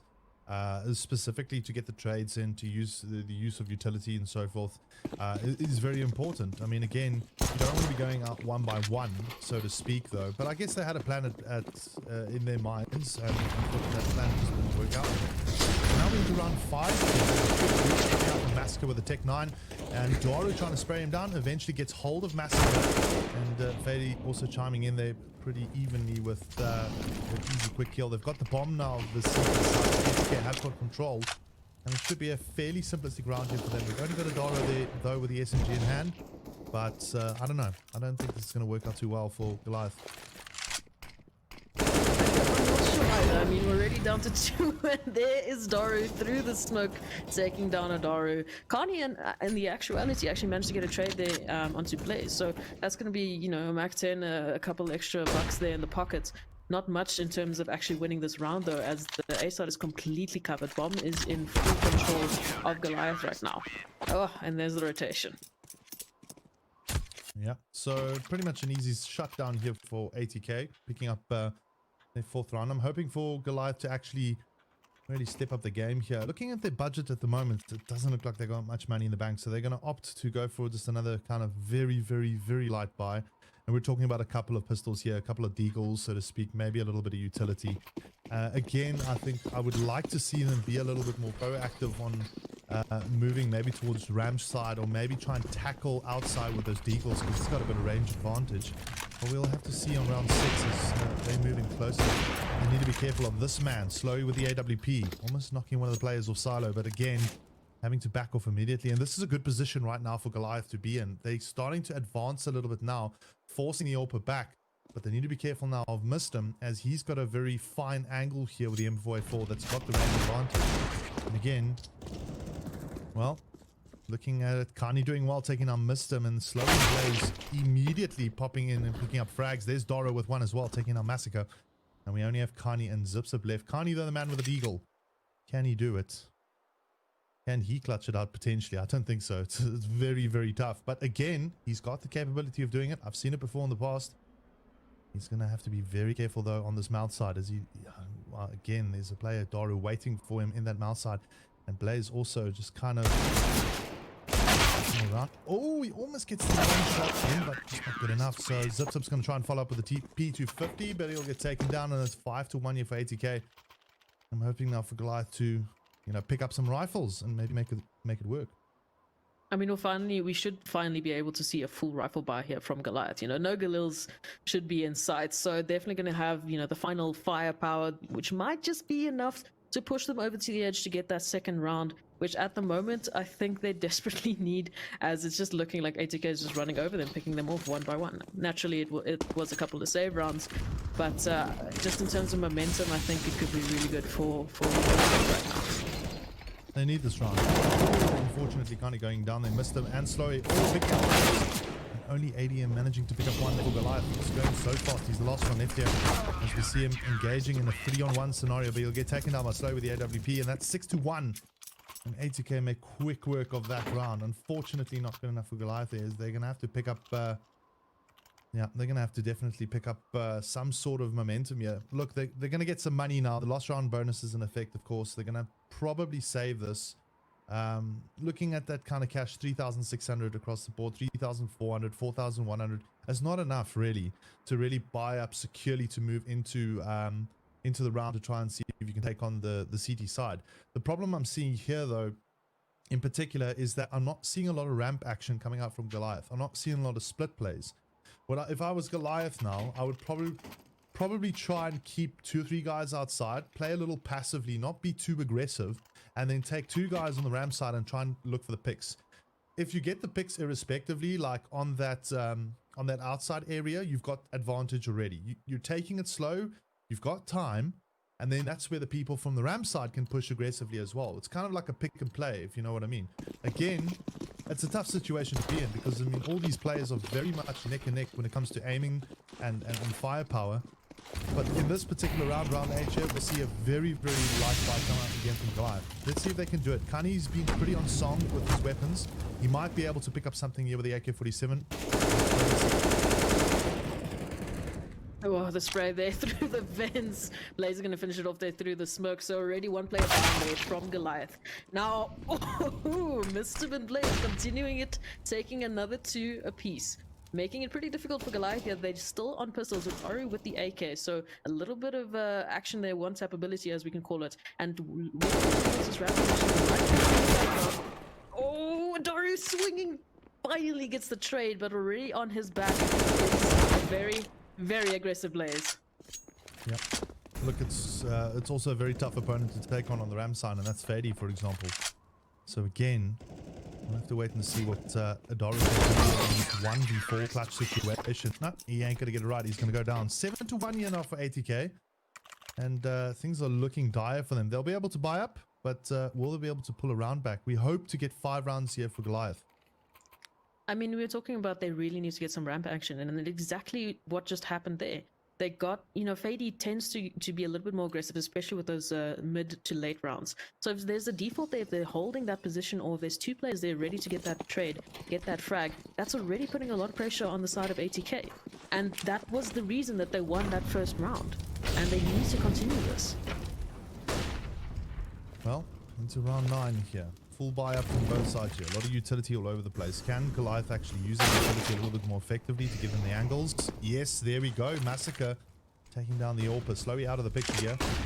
And now it's up to ATK. Are they going to be able to bounce back with some things? It'll be good for them.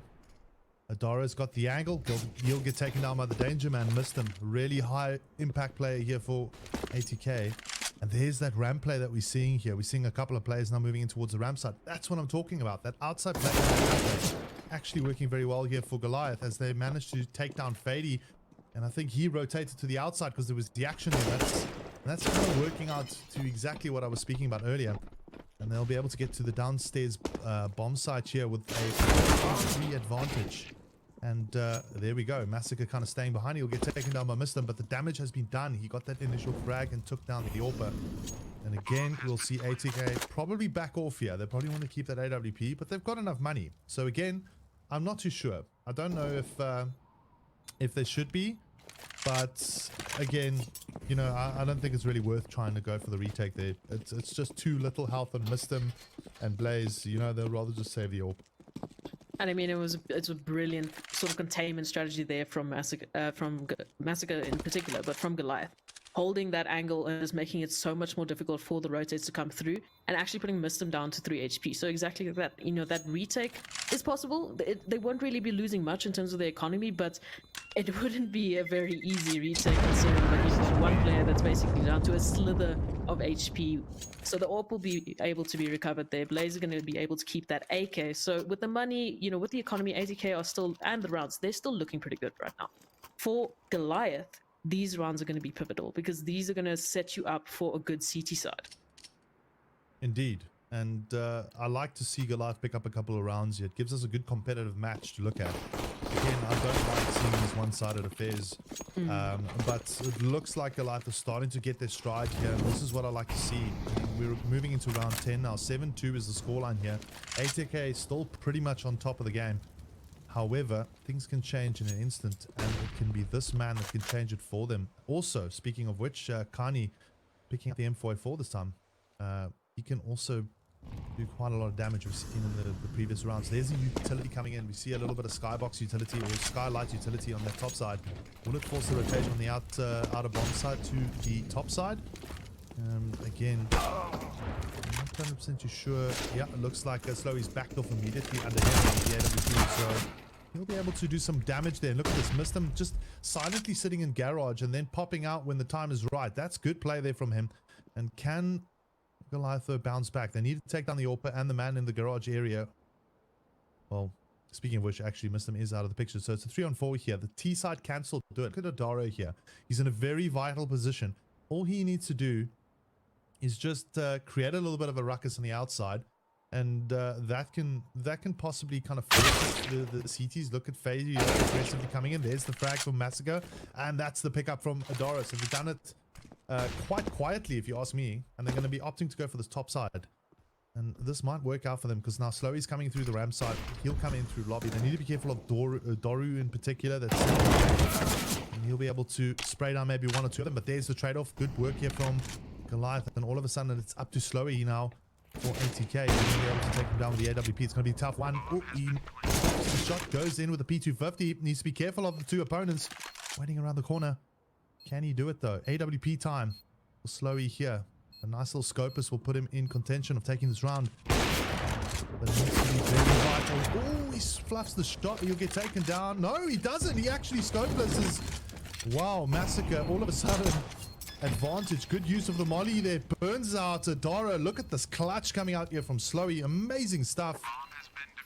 And that is another win here for ATK. Pretty much that was Goliath's round. I don't know. It should have been Goliath's round. Let's say it. Let's put it that way. It should have been Goliath's round. They had everything that they needed. They had the bomb down. They had, you know, the firepower. The numbers advantage was looking pretty decent. And then these individual players from ATK are just rolling over them at this point. I mean, we're seeing 3Ks to 4Ks to 2Ks, and these clutches coming through that shouldn't be happening. I feel like there's a little bit of crack in the Goliath defense there. Possibly post-spawns, possibly communication, but they need to get this control underway. I don't know if it's a block with Nuke, but they definitely need to figure it out. Well, look at this aggression here from Mistim. This is going to catch Goliath a little off guard. He's going to go around the corner here. Oh, he doesn't get the frag, but again, Slowy doing the work with the AWP, so equalizing it out here. Actually, the first frag from Kani. That's another danger man out of the picture. Picks up another one. That's Massacre gone, and that's another Slowy on fire here for ATK. And we'll pick off ADM. That was completely unexpected. I didn't expect Slowy to get that one, but he clutched it out. Very well played here by the AWP for ATK. 9-2, the scoreline. Wow. And a 4K for Slowy, which he really had no business of getting in that case. I mean, he was getting rushed down by pretty much every single terrorist on the side of Goliath. I have to add something into this as well. Just that so that you know, Slowy is the highest impact player for ATK right now. He's got an impact rating of 1.33. That is huge. So I personally have underestimated him. I think he's a phenomenal player. But you know, seeing this sort of clutch moments coming out here from him, this is a game changer completely for ATK, and this is putting Goliath completely on the back foot. If I'm Goliath right now, I need to know where his spot is so I can shut him down immediately, not allowing him to progress further into the round. Because again, he can cause so much havoc. Again, like the same with other ATK players, of course, but he in particular on this map right now is starring with that AWP. And he's sitting on a 4.7 KD for a reason. Just absolutely running over Goliath right now. And it's gonna be a bit of a shake in the boots. Like you said, either avoid him completely or shut him down. Because he's being the pivotal player for ATK right now. Been clutching, been holding out outside completely by himself if needs be, and just absolutely dominating. Yeah. Well, 9-2 the scoreline. ATK looking sharp as you see. Coming in aggressively as Dora. He gets the bomber, sprays it down, and that's a brilliant 3K. And Massacre's going to try and clean up here with the Galore, but it's going to be too late as ATK hit double figures, 10-2. And what do I do if I'm Goliath right now? That's the question. 2 rounds is too little on T side. I need more.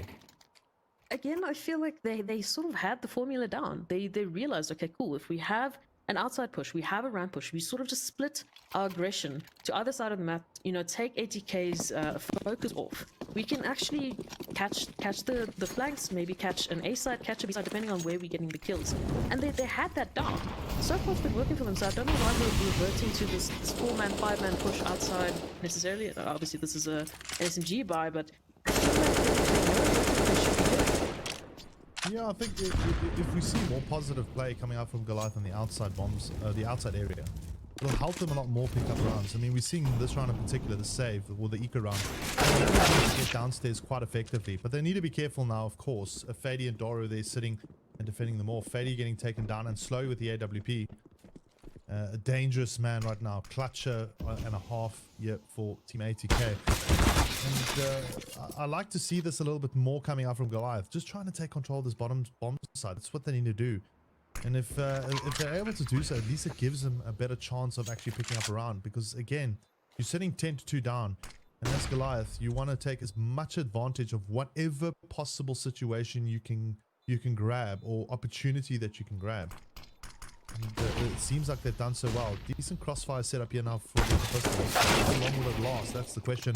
As you can see, Zip and Cardi and Daro picking up all frags here. All of a sudden putting Goliath in a vital position of picking up a round.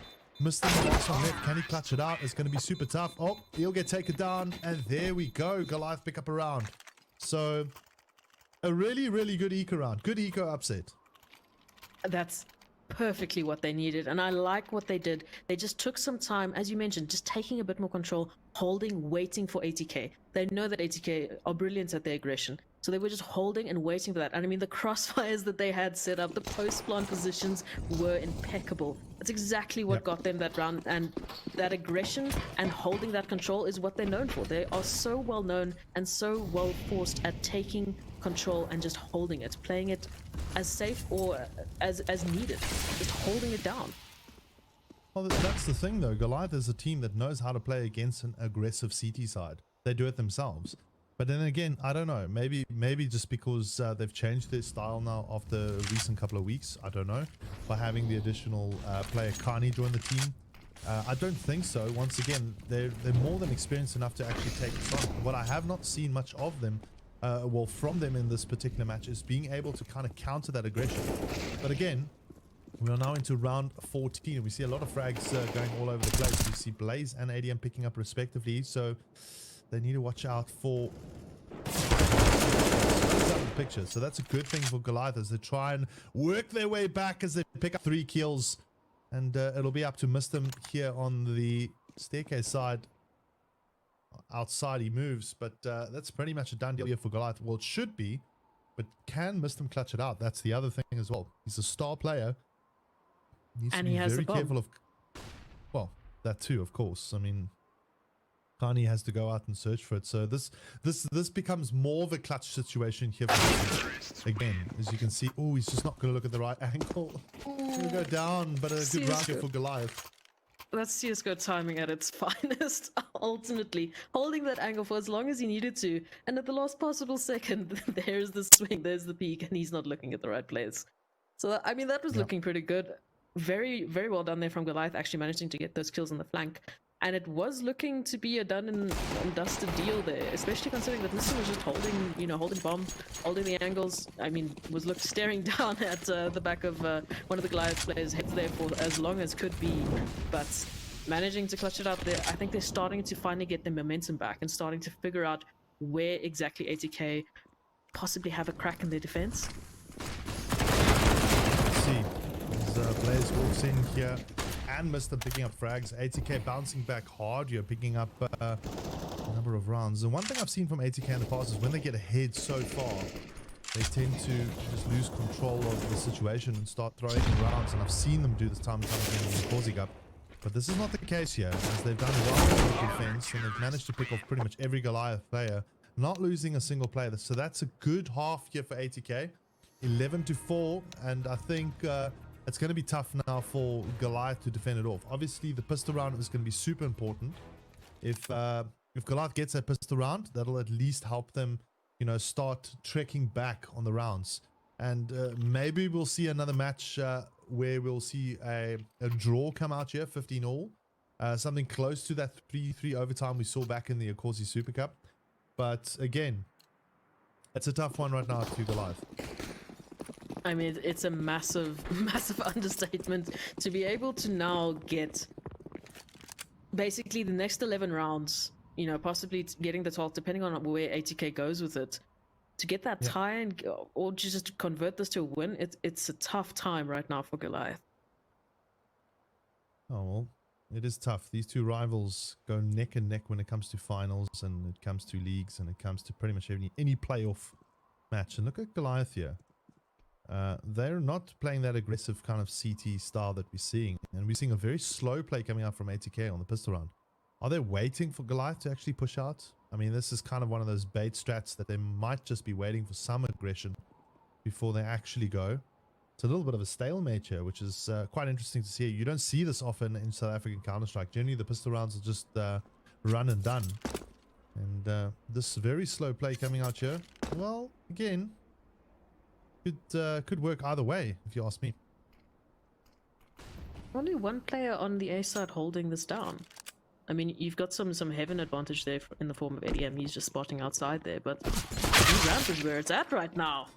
Oh, there's immediately 2 easy kills there for Goliath. Just tap away. Yeah, that puts a lot of pressure onto ATK as they have to switch up now and move in towards the A bomb side, or the top side, as some of the older players know it. And again, Mouth is going to be tough here for ATK to move, or Goliath to move into. As you can see, Fady's got his crosses pretty much settled on Mouth side, and he's also got the support from Daru. Good work here though from ATK, managing to get both the players kind of in some form of safety. They're feeling the bomb away, but Daru doing well here, but gets taken up by Daru. And that will be the first round here going towards Goliath. So Goliath picking up the pistol round. Vital for them, and a good start, I guess. Yeah, and I'm holding that passive stance there, waiting for that ATK aggression. Like you said, and generally we're expecting, you know, a run and done quickly, you know, 30 seconds, that's going to be all she wrote. But for that stalemate to have happened and all of that time to go down, it put even just a slight bit more of pressure onto the ATK side, especially when they lost those 2 initial frags trying to take that ramp position there. So now I'm interested to see, we've got this 3 AK buy, which is something that we saw in the last week of action. Waiting to see where they're going to be taking this and where they're going to be taking these fights. Well, it's an expected buyout here from ATK. But look at that ADM with the scout taking down Slowy. So already a nice one here. Oh, look, he's trying to spam it through. And he's super quick with it. You won't get another frag by the looks of it, so he'll have to back off. But again, such applied pressure onto ATK here from Goliath. Looking super strong. They've got the guns. But that 3 AK buy might work out for them. The ATK team. They just need to kind of play it very, very carefully. Need to be aware of their angles. Speaking of which, there's an engagement happening there. And good, a little bit of a TK coming out there from Blaze. And they seem to have missed that one, unfortunately. But again, it's now up to, well, very low HP ATK players. And Goliath still looking pretty damn strong when it comes to HP and guns. As ATK now move in towards the top side from the mouth area. Can they do something together and get into the side and push it out? Also taking a shot on Mr. Fady, also taking down Adaro. So again, trades happening here for both teams as they now move into the top side. Good work from Fady though, taking control of this heaven. It's going to help them out a lot, just at least from a retake perspective. He needs to pick up an AK-47 or something, but Blaze has got the angle, so this might help him just a little bit more. And here Goliath, he's not going to do anything about it, as Kani will take him down, and there goes Blaze as well. And another round here for Team Goliath, not losing too much. They'll pick up some AK-47s, of course. The slow methodical play here from Goliath is, I think, exactly what's been netting them these CT rounds. They're taking it slow, they're holding it down. They're not trying to over-aggress anything at the moment, which is what we saw a lot from ATK. I mean, every opportunity that they got to get a flank in, to get some aggression somewhere, either on ramp or on that outside position there, they took it. Whereas Goliath, they're just holding it down. They're holding down their sides, making sure that there's no entry lines for ATK. And when it comes down to the retake, they're timing it perfectly with their teammates. Communication right now for Goliath is pretty strong, and they're holding it down, I'd say pretty locked down and tight there for ATK.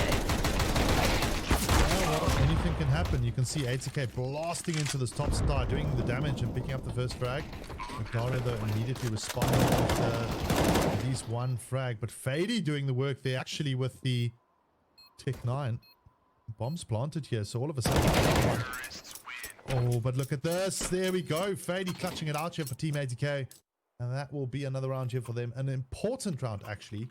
And now we're going to start moving into the pivotal rounds. And again, Goliath not looking so easy on that economy.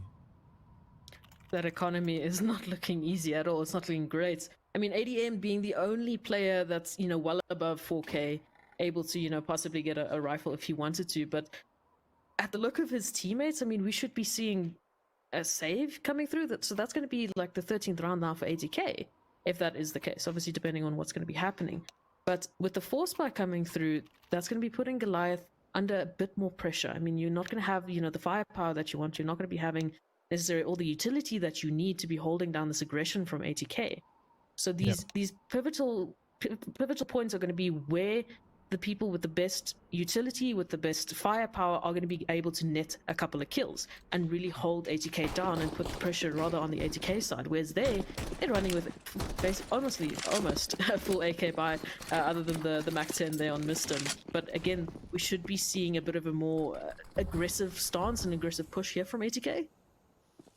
Potentially, but I like what Goliath's done. I like the fact that they brought up here and put themselves in a potential position of taking this round, because this is a pivotal round, of course, and I think buying up now is probably the safer one to go, because if they drop this one, they'll be able to save one, and then when ATK are 14-6 up, for example, they'll be able to buy up again. And this is kind of the economical play that I like to see from the team of Goliath. They can win this round, that's the thing. As you can see, slowly taking out Kanye, but there's the trade-off. Good work there from ADM, but he'll get taken down by...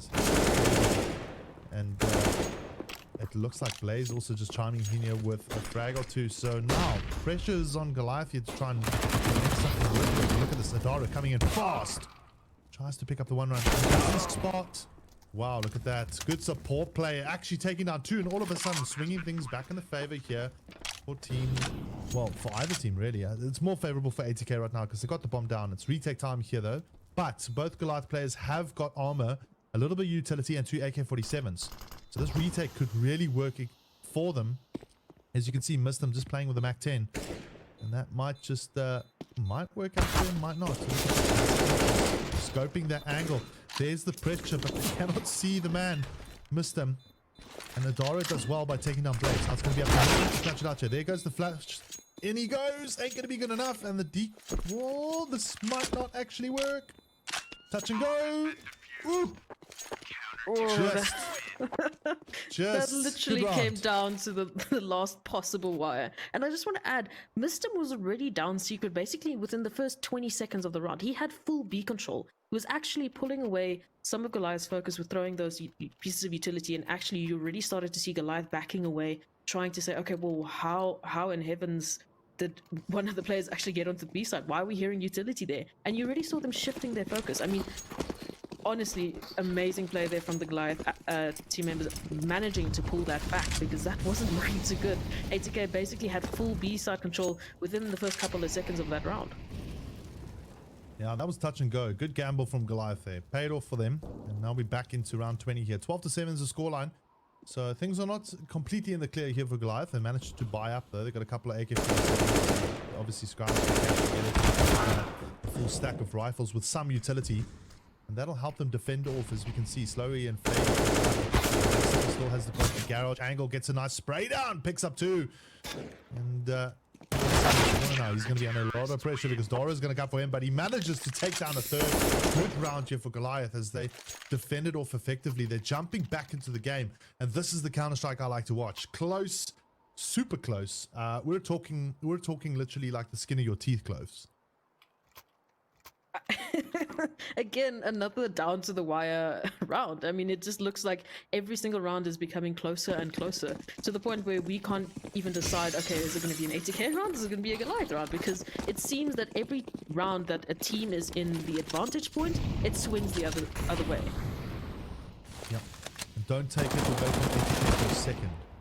They're a very experienced team here. They know how to do their eco upsets. You see Fady doing well with the Deagle. Oh, but he'll get taken down there by ADM. And that will put them on a 3-on-4 disadvantage. But Blaze might be able to pick up this one. He goes in with the Tech 9 and does it. So that's good. And 80k now in a potential position here to actually pick up this round. They've got some rifles, but Goliath, they're looking strong. They've got 3 players with full HP. And the bomb's not down yet, but oh, the little BM knife coming up from Slowy. That's definitely going to tilt Zips up just a little bit. But it's clever play. It's clever play. He comes from the shadows, clearly. He takes down his man, and the bomb goes down. Look at the Slowy positioning himself so well. Drops the Daro literally in a couple of bullets. And this has definitely turned out very well for 80k. Like I said, do not ever take it away from them.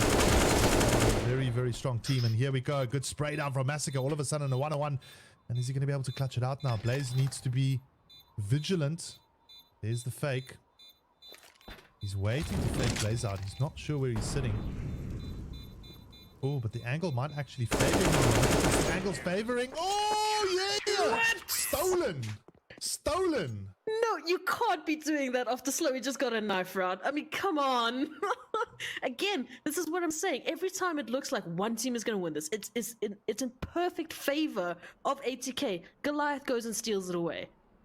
This is illegal. I feel like this shouldn't be happening. We can't be seeing any of this. No, Why is this happening?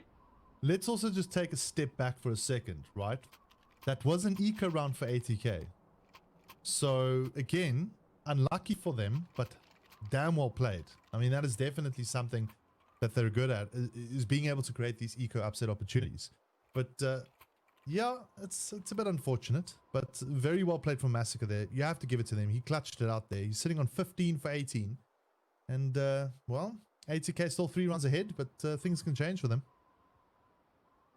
I mean, Massacre just did exactly what he needed to do. Honestly, a 1v3 clutch, and you managed to actually clutch it out and take another round. That's extremely important for your team. And we're actually seeing a double AWP setup here, which is I'm happy to see, because it feels like Goliath can take a bit more control and a bit more sort of just that range attack there onto the 80k side. Hopefully just keep them at bay. And there's Carney already starting off, taking out Slowy. So that's your pivotal player. That's been your player that's been making a lot of impact and a lot of rotations happening for 80k side. Yeah, well, look, I mean, that's more so on the CT side. Let's also keep that into consideration. I mean, Slowy does tend to, I don't know if he plays the same role, the AWPer, so to speak, for 80k on the CT side. I haven't watched enough of 80k playing, I'll be honest, and maybe you can fill me in on that one. But we are in round 22 here, 12-9, as 80k have got a 3-round lead. They also have a 4-on-4 situation where we've got only one player down on each side, Zip and Slowy. Slowy, though, 16 for 12, so definitely impact player for the team of 80k. And there we go, ADM picking up the AWP, knocking down Blaze as well. He's also been playing really good. Counter-Strike doesn't get his third shot, his second shot there with an AWP. And now, as we see, Fady moving in towards the downside area. Though this is the type of Counter-Strike I like to see. The downside kind of battles are always quite fun to witness, if you know what I mean. Oh, I'm just spotting out the head of Carney there. Barely any sort of indication that there was anyone holding that. So, I mean, that's already opening up the B-bomb side. The rotations are through. It's still a 3-on-3. Looking pretty good either side. Yeah. Look at Massacre. Oh, he spots one player, fluffs a shot out of the picture. And now it's a 2-on-3. And Team Goliath, this retake is looking all so but impossible for them. But we've seen Him actually clutch it out. Adara also very aware of someone hanging out there. And he's not aware of Doru. Look at Doru here. Oh, but there all of a sudden, look at that. Adaru and ADM in sync taking down Western and Doru. And now they're just waiting for Fady, and Fady sprays it down and pulls it back to ATK. Yeah. Nice little round there for them. They definitely need that 13th round. So 13-9, extending their lead by 4. Oh, spotted trouble here for Goliath, as we should see an eco run come out. Oh, and you don't want to be having an eco round when you're down 13-9. I mean, historically, other than that one overtime, they've been finishing off these games with 8K losing, you know, 16-10, 16-11. So pretty much in this margin that we're looking at right now, and it could be because we're looking at a save round into the third last round of this match, making it extremely difficult and extremely pivotal that whatever they're buying in these next couple of rounds could make or break their win. Yep. Like I say for ATK, I'll say for Goliath as well, do not underestimate them on the eco. Because they'll upset this round very quickly if they get 1 or 2 advantageous shots. We'll have to wait and see. As you can see, a slow kind of play coming out here from this side. Nakani is fishing a little bit here. A little bit of a bad position to be in. Never go fish down ramp if you've only got a pistol, knowing your opponent has got a better gun. But there's the response from ADM as he drops Slowy with the 1 dig. Is he going to pick up another one? He can. He needs to be careful though. Ooh, clever. Actually, go for the AK-47. There we go. Pick it up. Try and get into position here. A little bit of aggressive play will do them no harm. And we've already got Blaze only on 1 HP. So again, this might work out favorable here for the CT side. From what I can see is that we might see a number of them. Oh, but ADM coming and taking out Doru. And that is the lobby side now towards, well, in favor for the CT team. And like I said, you can upset the time. Inbound here. Are they going to be able to pull it through Goliath? Or will ATK be able to take control? I guess it looks like that's going to be the case with Blaze and Mister picking up frags. But there's Massacre with 1. And now it's only ADM. He's in that corner. He's going to get burns out completely. Oh, nope. No.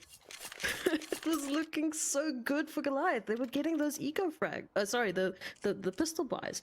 Actually getting the frags with them, making so much work, collecting so many of those guns and actually getting some good control there. But ATK are just so good at getting those multi-frags constantly. You know, those quick plays onto the A side, swinging away, taking 1 by 1 down, getting them completely off of that site and getting it completely in their favor right now. So for Goliath, another save round and a bit of a more aggressive one as we see 4 players towards outside. Actually, well, a bit they of a have to gamble now. They have to gamble. That's all they can do. I mean, ATK are sitting around walking at the moment, and it's super tough here for the team of Goliath. Might be able to create a little bit of an upset here. We don't know. We can never underestimate them. They're a very, very quality team. Very good quality team. And here we go.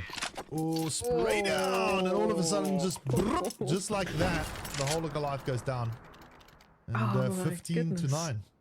So I mean, if you're Goliath and you have any hopes of actually taking this win away, you have to win the next 6 rounds in a row on a less than favorable economy. You have to draw it, take it into overtime, and win it.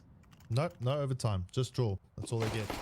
Remember, this is round robin. This is not some sort of elimination structure or anything like that. It's elite.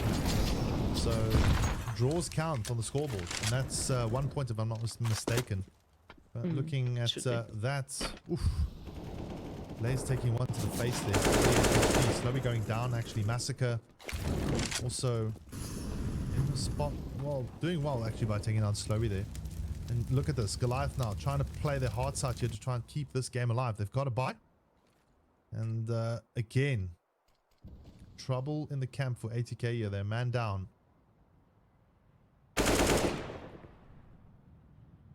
Good work though from Fady, taking down ADM. So that at least equalizes it out now, 4 apiece.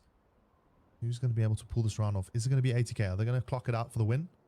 Or will we see Goliath pick up another round here and take us potentially into a draw? Things are pretty tough at the moment, as you can see there. Another trade-off from Goliath this time, as it's a 3-on-3. And ever so close, this round grows. Round 25 here, 43 seconds on the clock. The bomb's not down.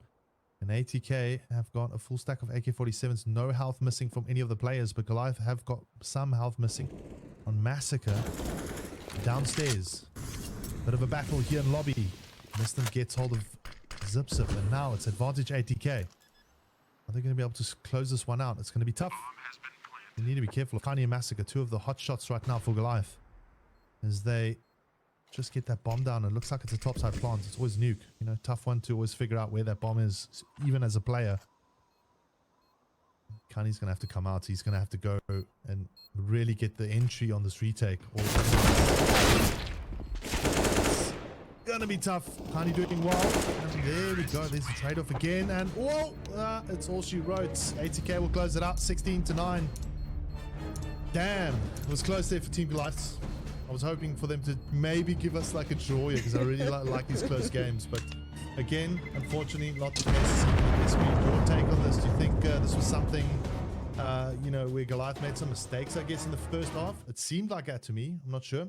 I mean, Goliath had the formula. They knew exactly what they needed to do. They knew exactly where ATK were at their weakest, which is that split play. Getting that focus away. Otherwise, they were taking unfair fights the whole time. When they were taking four men or 5 men outside constantly, they were at the mercy of the utility. They were at the mercy of that AWP stack. They were constantly taking unfair fights. And unfortunately, I mean, we definitely can't take it away from them. They were getting rounds that they had no business getting. They were on either side. There were rounds that should not have happened. There were clutches that should not have happened. But nevertheless, I think Goliath needed to just take it a bit slow, really just criticize their nuke holds, especially their T side. I feel like their CT side was so much stronger than their T side, and I feel like that initial round loss was really what made the difference. Anyway, speaking of speaking of the Team Goliath, let's hear what the analyst desk have to say. Thank you so very much. What a wonderful game. What a GG game coming in indeed. And when you talk about two powerhouses go against each other, Goliath against ATK, and eventually ATK, with the smack and start that they had, closing the game in their favor, Johnny. Yeah, and I guess history does repeat itself, again, because looking at the match, history, as Nate pointed out as well, Goliath never really had a luck against ATK, and I guess my prediction was wrong. This time I was hoping they'd give them a fight, but ATK, and I agree with the casters, as I said, it was the first half that sort of made the major impact, because in the second half, when the side swapped out, we did see Goliath get a few rounds for themselves. They did try to build the momentum, but even in those rounds that they were winning, they were losing too many players, so the economical stability that they needed just wasn't getting built up fast enough, and that sort of, you saw the impact of that when after just an instant round loss, they had to go for an eco because they did not have money to buy properly buy weapons for themselves, to buy utility and armor. But on the other side, ATK, that like the aggressive CT side, Goliath did have a hard time finding a counter for it. The one time they did sort of get control of outer side, the way that leads from the containers to the secret area, the one time they did it, next time Mistim was sent there to just wait for them. Goliath did try to outsmart them. They did try to go for the A side as a juke, but Mistim's position was just, it turned out to be a great backstab in that time. They did end up losing that round, ATK CS, but somehow still managed to keep the pressure in the second half and just carrying it on forward to the victory. Absolutely, and with that, again, another player to name out would probably be Slowy. I mean, the way that dude was just open across. You'd make a knife play in one game, you do get a mention in that one. You have to. Yeah, and I guess it's time to have the MVP on our screens now. Most certainly, and with that, of course, the most, goes to Slowy indeed. Yeah, Slow with an impact rating of 1.39. I think Nate Burning Red also pointed out that so far Slowy has been really impactful. The team overall with an IR of, I think he said 1.33 if I'm correct. Right. 19 kills in this game, ADR of 74, multi-kills 5, entry frags 6, just putting up an amazing performance, especially since the beginning of the game, just putting in the numbers. Not just Slowy, his entire team as well. I mean, this is one thing that I like about ATK. Even when they are aggressive, it seems like, alright, one round you see Slowy pop off, the other one, Mistim's gonna get it, Adaro is gonna get the next one, and this somehow just balance things out. Exactly, equalizes the equilibrium amongst the team as well, amongst the clutches that they end up getting together as a team, and that is certainly wonderful to see, because it's not always just like one player that Goliath has to go after. I mean, even though that was certainly something that was casted out, or rather during the cast itself was spoken about, right? Like That they was the have first to, half, they have to bring down Slowy, otherwise it's not looking too good for Goliath. They did, but nevertheless there were other team members from ATK to stand up and of course bring in that victory. I mean, even in the match, you could see that when you were looking at the stats of the players in the game, it felt like over on the side of Goliath, it was one or two people doing really well. Over on the side of ATK, on the other side, everyone was putting in the work, and that sort of impacts the team's performance in every game. Like, it is Counter-Strike after all. It is a team game. One guy can't just get the team to victory. But on the other side, Goliath did have those moments wherein it felt like, all right, this is going to be a comeback. ATK, they're going to be done for. Goliath is going to take the next few rounds. The momentum is going to be in their favor. Talking about the standings, things moving forward, ATK, 3 matches played, 6 points to the name with the 2 wins coming in. The only loss they have is going to be the team that's right behind them. It's going to be Sin 5. But the difference is Sin 5 only have 1 match played. Goliath 2 games played so far in this league. Oh yes, and looking pretty strong as well. Moving on to 4th position is Energy Esports and Online Kingdom. Now, Online Kingdom is a team from whom the gameplay we shall witness tomorrow as they get prepped to go against Goliath Gaming. Tomorrow is going to be another exciting day when it comes to the Counter-Strike segment, and eventually when we look at the 7th and 8th position as of now, that is taken over by Gentleman and DNMK, not having had a wonderful start in week number 1, but again, we can certainly keep our fingers crossed for these teams are going to be showcasing some domination. Yeah, the domination is definitely going to be there, but so far, I think Goliath, they have been really impressive. We're going to have the highlights in front of us, and yes, they are here. So, the first pistol round, this I found really interesting, because that actually did not take a lot of time. Usually you expect teams to, I mean, the teams that we usually see in the Counter-Strike, they like to take that sweet time with the pistol rounds, and it's not that aggressive or not that fast from either teams. But talking about things from here on out, you could see ATK's domination. Goliath, they had a hard time coming back in this one.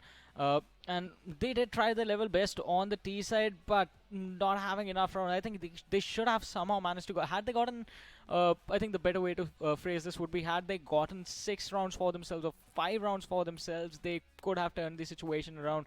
6+ rounds is just a blessing on Nuke, but this time ATK just managing to keep the pressure on Goliath. Slowy on the outer side, I mean, just not letting the man who was on top of Silos, which was from the side of Goliath, usually connive, just playing on top of Silos, not just allowing the space to peak at least. This is the round that I was talking about. So 14th round is this one. 13th round is where Goliath actually managed to make that smoke wall that you need on the outer side and make their way to Secret, and then Mr. was sent there from there on out. ATK just creating havoc, but now the sides are swapped. Goliath playing on the CT side, and I guess had the game started out with the teams on the different side, we could have had different results, because Goliath on the CT side, they looked really, really good. They looked really dominant. It was the fact that, so I talk about this a lot, and one way I like to look at things is the opportunity to make errors. If you're behind in a game, you have really few opportunities to mess up and make mistakes. But if you're ahead, you can mess up all you want. You are still going to be ahead afterwards. So Goliath really did not have the opportunity to make any mistakes in this game. ATK, they got a really big lead for themselves. Like, look at this.